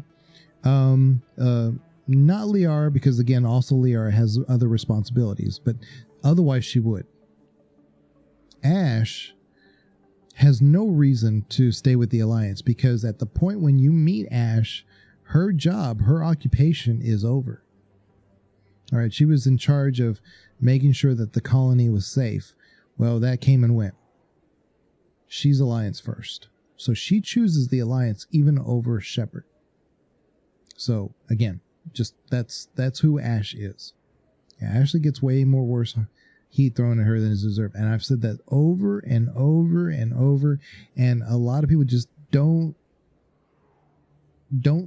and that's okay. You don't have to agree, but at least look at the facts. At least look at the facts. And these are the facts right here. So she is at a protest for humanity. And she's like, you guys don't even know what you're talking about. What are you guys talking about? That's not what this represents. The Battle of Shanxi has nothing to do with this. What you're protesting. Yeah. Rebuck? What are you running for? I'm seeking one of the 5 spacer seats in Parliament. They have But I mean, I've said certain that over and over, conditions so, for a citizen to be able to vote for them. You have to spend more than 6 months a year in space, but you can't have stayed in any one settled system for more than a month. You do spend most of your time in space, Commander. I don't know Terra Firma's platform. What do you stand for? Our core value is that Earth must stand firm against alien influences, politically, culturally, and in the worst case, militarily. Worst case? It's a noble goal. Too bad so many of your supporters are just racists. What did I say? I can't deny that some of our supporters have extreme views, but our platform is also supported by economists, sociologists, and medical professionals. Generally speaking, racists don't call other people racists. I'm doing good? Okay, that's good. All right. That's good, Bugbeat. Yeah, racists don't typically counter-argue other races. She flat out says, you guys are wrong. Like, one of the first things you hear from her is like, I can't tell the aliens from the insects or whatever it was, whatever she says. But she can't. She doesn't know. She hasn't been exposed. So she's making a comment that she's telling you she doesn't know. And I'm not saying that that's right. She does learn, though. She doesn't make those comments very often, and she obviously does learn from her point of view. And once you expose her to those things, especially like in 2 and 3, she becomes very you can trust her point of view because she's going to give it to you straight. Yeah, I would have been here earlier, but I had to take care of something. Oh, no, Bugby. No, you never, ever, ever have to apologize for anything ever on the stream. I'm always glad whether you spend 5 minutes or 5 hours with us. I mean, your time is important, and I appreciate it. But I just was noticing that it's like, hey, where's Buckbeak? I haven't seen him. So I'm glad you're here. We're at almost 3.5 hours though. Yeah. Hi there, Legion. Hey, Fraad. Is this now? Help me out. Is this Spicer? Because I've seen comments on some videos and I appreciate them and I like them, but I don't know if this is Spicer or not, because Spicer has never to Spicer here. There you go. I'm always a little hesitant because you never know. Sometimes people like will make comments to say, hey, to see they'll like there's things in YouTube. It's not as bad as Twitch, right? Twitch is done live, and so you see a lot of spam and like bots and spam, but like in post, you get comments and you get things in VODs. And bots will attack you on the back end of things. But yeah, it's good to see you, Spicer. All your fans are here, Legion. Quality is good here. Yeah. And you know what? One thing I like about YouTube is that you can get ads if you watch the VODs, of course. And you can, of course, skip them. There, you can do YouTube Premium, which you won't get any ads for any channel whatsoever at any time. But in live, ads, I don't even have to worry about it. It is such a, you don't understand, like the shackles are released. Like that is my biggest worry in Twitch sometimes. Like I can say no ad, but that means the pre-rolls are even longer. Like who wants to come into a stream and then first thing you see is a 2-minute ad? I can't control that. Twitch controls that, not me. But man, if I can just stream at any time on live and you guys don't get a single ad during that whole time, it's freedom for me. Why not let, if I can get, if I can get 1,000 subscribers and enough viewers, of course I have to make more content, then why not let YouTube pay for it, right? Man. So my goal isn't to necessarily switch over to YouTube, but it's tempting. It's very tempting. Yeah. But anyway, what I was saying was that Ash, very much Alliance first, and that don't mix that up with being racist, because she's just Alliance first. And if Alliance first means that now they're going to war with the Batarians, now they're going to war with the Solarians, Ash will be on the front line for that. Yeah, I agree. So that's not the same thing as being a racist. Just don't confuse that. But you don't do anything to curtail the racist comments of your members. Diablo 4 should do. Of course not, Commander. I'm looking forward to it. Whether I disagree with them or not, they have the right to express their opinion. He's not wrong. They have the right to express their opinion. But when your opinion is saying that humanity believes this, humanity believes that, is not correct. Yeah. I don't know Terra Firma's platform. What do you stand for?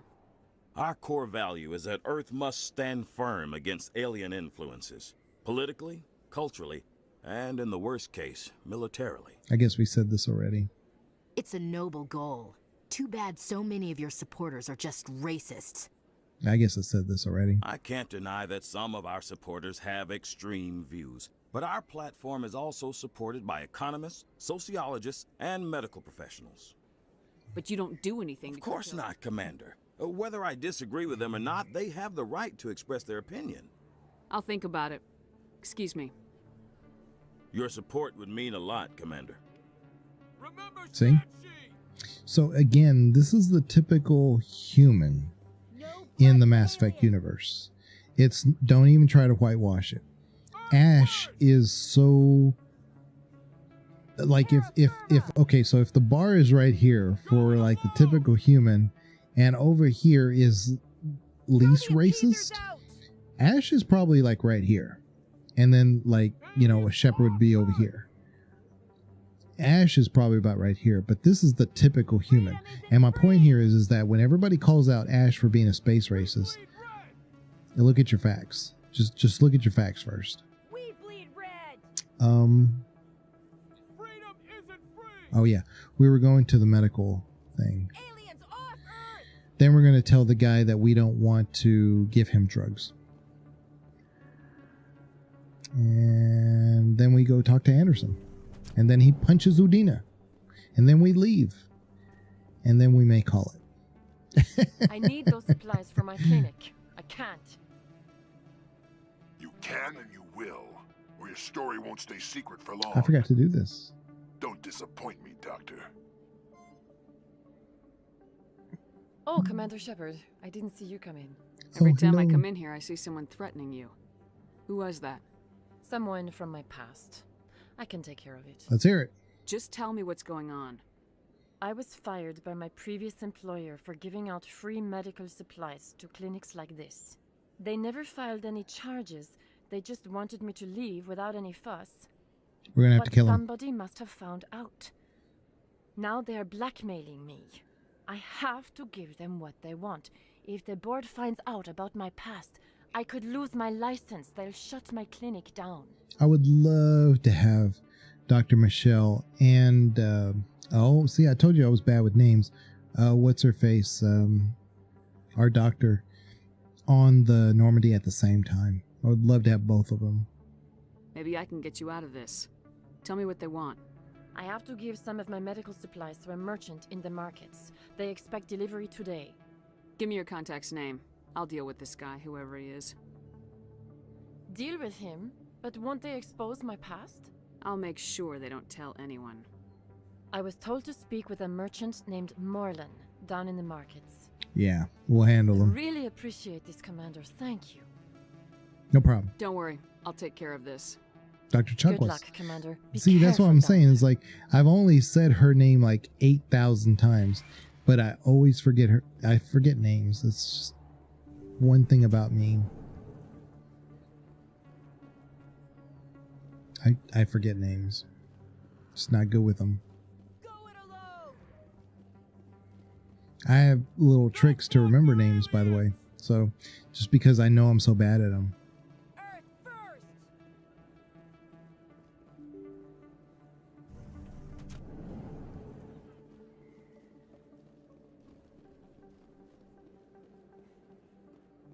But I know exactly where to go to deal with this situation. You know what I'm saying? So my memory is good, but only for the situations, not necessarily the... But I couldn't tell you the names all the time.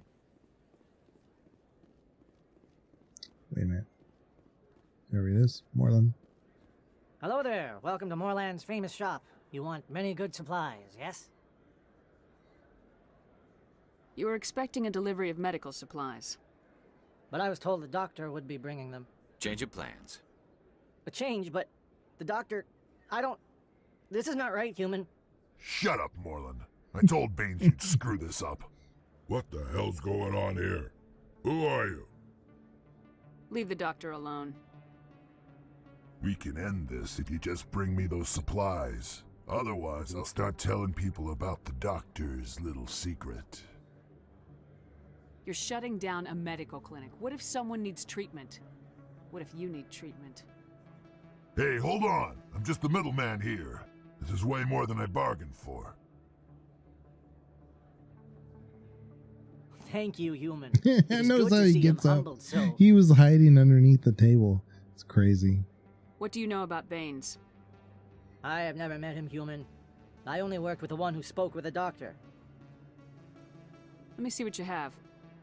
Oh, you will be pleased, I think. Very good things I have. You will see. Do you have a Colossus armor? Because that's the only thing I'm interested in. Warlord 5. Hold up. Wait a minute.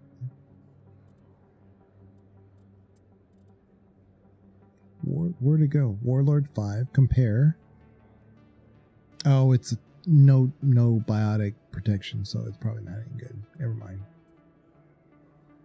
Okay. Nah, he's got nothing. He's got nothing I need. Okay, that's fine. So let's go back to Chloe Michelle. I do like Chloe. I don't know what it is about her. I really like her, though. But this is Mass Effect 1. It's just so filled with these little extras that they're not fetch quests, but that's what they are, really. They're just kind of fetch quests. But you feel like you have to do them. Like if I feel like if I don't talk to Chloe Michelle and tell her we've resolved this, no blood for aliens. like I feel like she's gonna get beaten up. Even though that's not the case. But they do a good job of doing this to make me feel like I gotta go, like, and it's not very far. I mean, it's right there. You remember her name, but not Dr. Chuckles. Yeah. Well, let me just say this. Dr. Michelle. Now, okay, so to be fair, Perry, Dr. Chakwas is probably more in my age range, right? But Dr. Michelle, she's looking kind of good, you know? Commander, how did things go? He won't be bothering you anymore. Really? That's a great relief, Commander. Thank you. I can't pay you for your I help, am a but sucker I for can give you a brains, discount on right? any You know, supplies you like purchase. I just like, if you're really, really, really smart, I'm like, you got my attention. Like there, a bomb could go off across the street, and I'll be like, oh, that's interesting. The thug said he worked for a man named Baines. Sound familiar? I just love the name Chakwas. I wonder if he means Armiston Baines. It is a good we name. worked together a long time ago. What can you tell me about him? Last I heard, the Alliance military was contracting him for some research in the Traverse. I wonder if the captain knows him. We'll see what the captain can tell us. I wish I could tell you more. So that's Is one there of those anything that I else could can help probably you with, do Commander? in my no death run, because that's just an extra little mission that we could do, you know? Goodbye. I'll be going now. Goodbye, Commander. Nice talking to you. XP that we don't really need, but that's one that I always end up doing at the wait, we're here to get the medicine that the dude doesn't really need. Hold up. Yes, Commander. Is there something I can do for you? You're a doctor. Wait a minute. I chose to keep the medical Let me take a look tradition at what you have for Of sale. course. Right here. So, oh, that's right. We could get this. We could get that. And then there's a depressant and a medical stimulant. You have to buy it first. I got the hiccups. I'm going to go ahead and buy this one anyway. Or you can buy the depressant. But I like her name too. Let me do that. There we go. But you have to buy it, and then you go back to him, and then he says... Then you can convince him that he doesn't need it. It's the goofiest thing. So you have it in your inventory, but you don't need it. I don't know. It's just goofy. Freedom isn't free. Wait a minute. I need flux, not the hallway. Where am I going? I'm trying to get to a point to where if we had to stop, we can do Vermeer and you know, the very end of the game all at one time. Any luck getting what I asked for? What exactly is this? Oh, I don't know, the medical. It helps me stay focused and it keeps me sharp. Nothing gets by me when I'm on it. Keeler, you've got a problem. You need to get treatment. It might look that way from the outside, but this is just a one-time slip-up. All the top negotiators are on stimulants close to the legal limit. It's the way the game is played. Then the game is wrong, son. I don't see all the top negotiators soliciting help to go over the legal limit, Keeler. Maybe you're right. I've been trying to keep humanity strong, and maybe I've pushed myself too hard. I'll tell you what, this will be the last time I use the stimulant. After this deal is finished, I'll get treatment. Look, you need help, son. No trade negotiation is worth ruining your life for. Let it go and get help. You don't understand. Humanity needs me, and I need that stimulant. Without it, I don't know anymore. I get so tired when I run out of the stimulant. I just need one more boost. Get some treatment, son. There's no shame in having a problem, but you have to get treatment. You're right. I'll go tell my assistant. I shouldn't be working like this. I'll get help. I'm just sorry it came to this. So, again, if you're going to do a Paragon run, the problem with Mass Effect as a game is that you have to kind of commit Paragon or Renegade. Because if you do Paragon halfway, you don't get these options. You just don't. But if you commit to Renegade, then you can just, it's real easy. You can just say, hey, yeah, here's your stuff. And then you can give them a depressant on top of it. You don't even have to give them the stuff, you know? But you know, if you have to kind of commit, that's the problem with the game, is that I really wish that it would reward you for your decisions rather than unlocking further options, you know?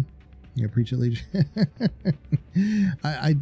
And actually BioWare learned from that. So they kind of like fall on their, their laurels and say, hey, look, the Paragon Renegade, yay, but in hindsight, I think that they're starting to understand, like, just get rewarded for the decision you make. Dragon Age 2 was really good at that. It was really good at that. I mean, I know it gets a lot of crap for stuff, but it was really good at rewarding the decision you actually did make versus unlocking a possible. Because at any time you could be you could be a good guy the whole time and then be a jerk one time. Or you can be a jerk the whole game and then be nice one time. You should be rewarded for the one time you're nice. It doesn't make a difference in the bigger picture, but you should be rewarded for the one time that you get an option to be nice. And what did you hear exactly? Hey, Rita. Hey, Jenna came back looking for work. Thanks for getting her out of Cora's den. I was glad to help out.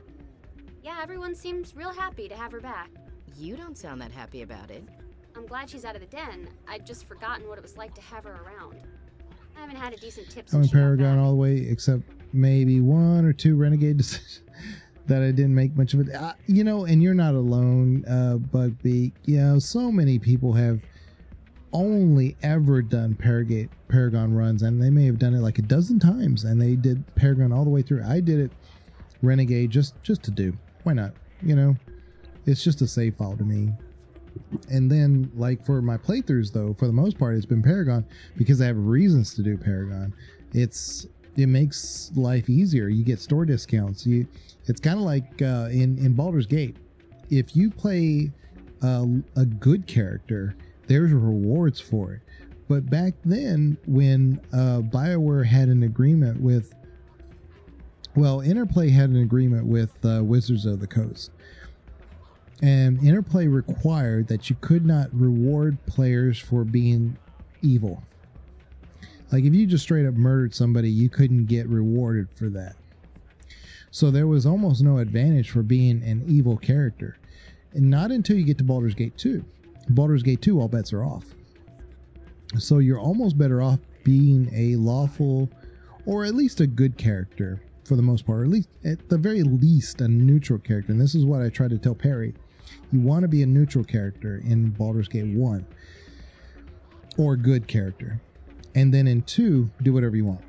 But you get attacked on sight if your reputation goes below like 4 or below as a evil character. So it's kind of nice to roleplay, but there's no advantage to it. Like, none, 0. You can do it, but good luck, So true.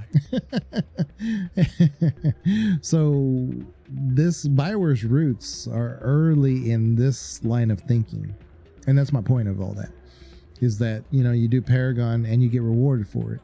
Renegade, there's not as much reward for it, so why do it, right? And plus, it's real jerky, the decisions. But some of the best decisions I've ever made were Renegade. Killing Kai Lang is always a Renegade decision.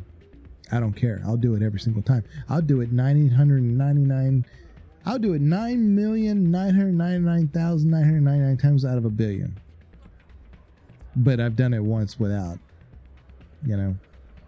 But no, I will do an entire playthrough just so I can kill Kai Lang once. I'm glad you came, Shepard. I heard what happened. They pulled me off the mission, just like when they forced you to give up the Normandy. Without me? I know, I'm sorry. Are you Kai Lang? There was no way to get a Dr. message Fluff. to you before you docked. I know you're pissed off right now, but you can't give up. They all think this is over, but we both know it's not. You have to go to Ilos. You have to stop Saren from using the conduit. Wow. There's only one ship that can get me into the Terminus systems undetected, and she's How grounded. you doing, Dr. Fluff? Good to Citadel see you. controls locked out all the Normandy's systems, but if we override the ambassador's orders, we can get them to bring the Normandy back online. You can be in the Terminus systems before anyone even knows you're gone. If we steal the Normandy, you're the one left holding the bag. And if Saren finds the conduit, life as we know it is over. The Reapers will destroy us. Humans, Asari, everybody. You're the only one who can stop him, Shepard. So I'll do whatever it takes to get you on the Normandy and off this station. Stealing the Normandy is mutiny. What if the crew won't help me? The Normandy's your ship now, Commander. Her crew will follow you to the ends of the galaxy. We both know that. I won't forget this, Captain. I promise. Yeah, when it came to Kai Lang, Illusiman, and I can unlock the Udina, Renegade, from all one the of way. consoles in the Citadel control Well, center. Udina's not so much You'll have Renegade. a few minutes before you know? anyone realizes what happened. That's a restricted area patrolled by armed guards. How are you going to get in? Leave that to me. You're Just make sure actually you're in the Normandy killing when him the so systems that come the back online. Asari counselor lives. Or Caden, or Ash. There's got to be a better way. Ambassador Udina issued the lockdown order. If I can hack into the computer in his office, maybe I can override it. He's not gonna let you waltz into his office and use his computer. Hopefully he won't be there. If he is, I'll just have to think of something. Udina won't let this slide, Captain. You'll be charged with treason, a capital offense. Is it treason? We don't have a though? lot of options. I break into the ambassador's computer, or I take my chances with the patrols in Citadel control. Yeah. You'll have Beat a him better up. chance if you go after the ambassador's computer. I was hoping you'd say that. I was The hoping to say ambassador has that. made this personal. I've been wanting to beat up Udina ready for a to get while. the hell off this station, Commander? Yeah, I'm ready. Reading and writing at the moment. Hopefully I get enough of them finished. Yeah, debating if I should do it all night tonight or finish tomorrow. Okay. Let's do it. I'll take care of the lockdown. You get down to the Normandy and tell Joker to stand by. So the only thing we didn't do was the whole the one that's been bothering Michelle. So look at this. I think it's right here. Oh no, it's not here right now. But in between certain missions and stuff, you can dance by yourself, and you dance well. So what does that say? Like I said, I think Shepard really just tries to help the crew feel like they can pick on Shepard, beat him up. Yeah. Wait a minute. Wards. I always forget C6 in the wards.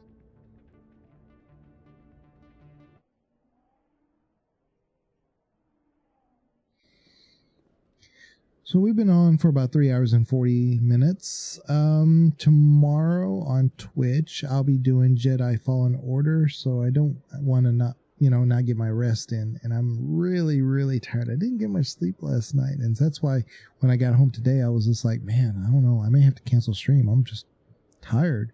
But I took about a 30-minute nap, and I feel much better now. I drink a lot of water, drink a lot of tea. It felt good. So, I will see you guys next Friday, where we will be doing all day. I don't know if I have the stamina, but I will try. I will try to do all day Diablo 4. I don't even know when we'll finish. Right?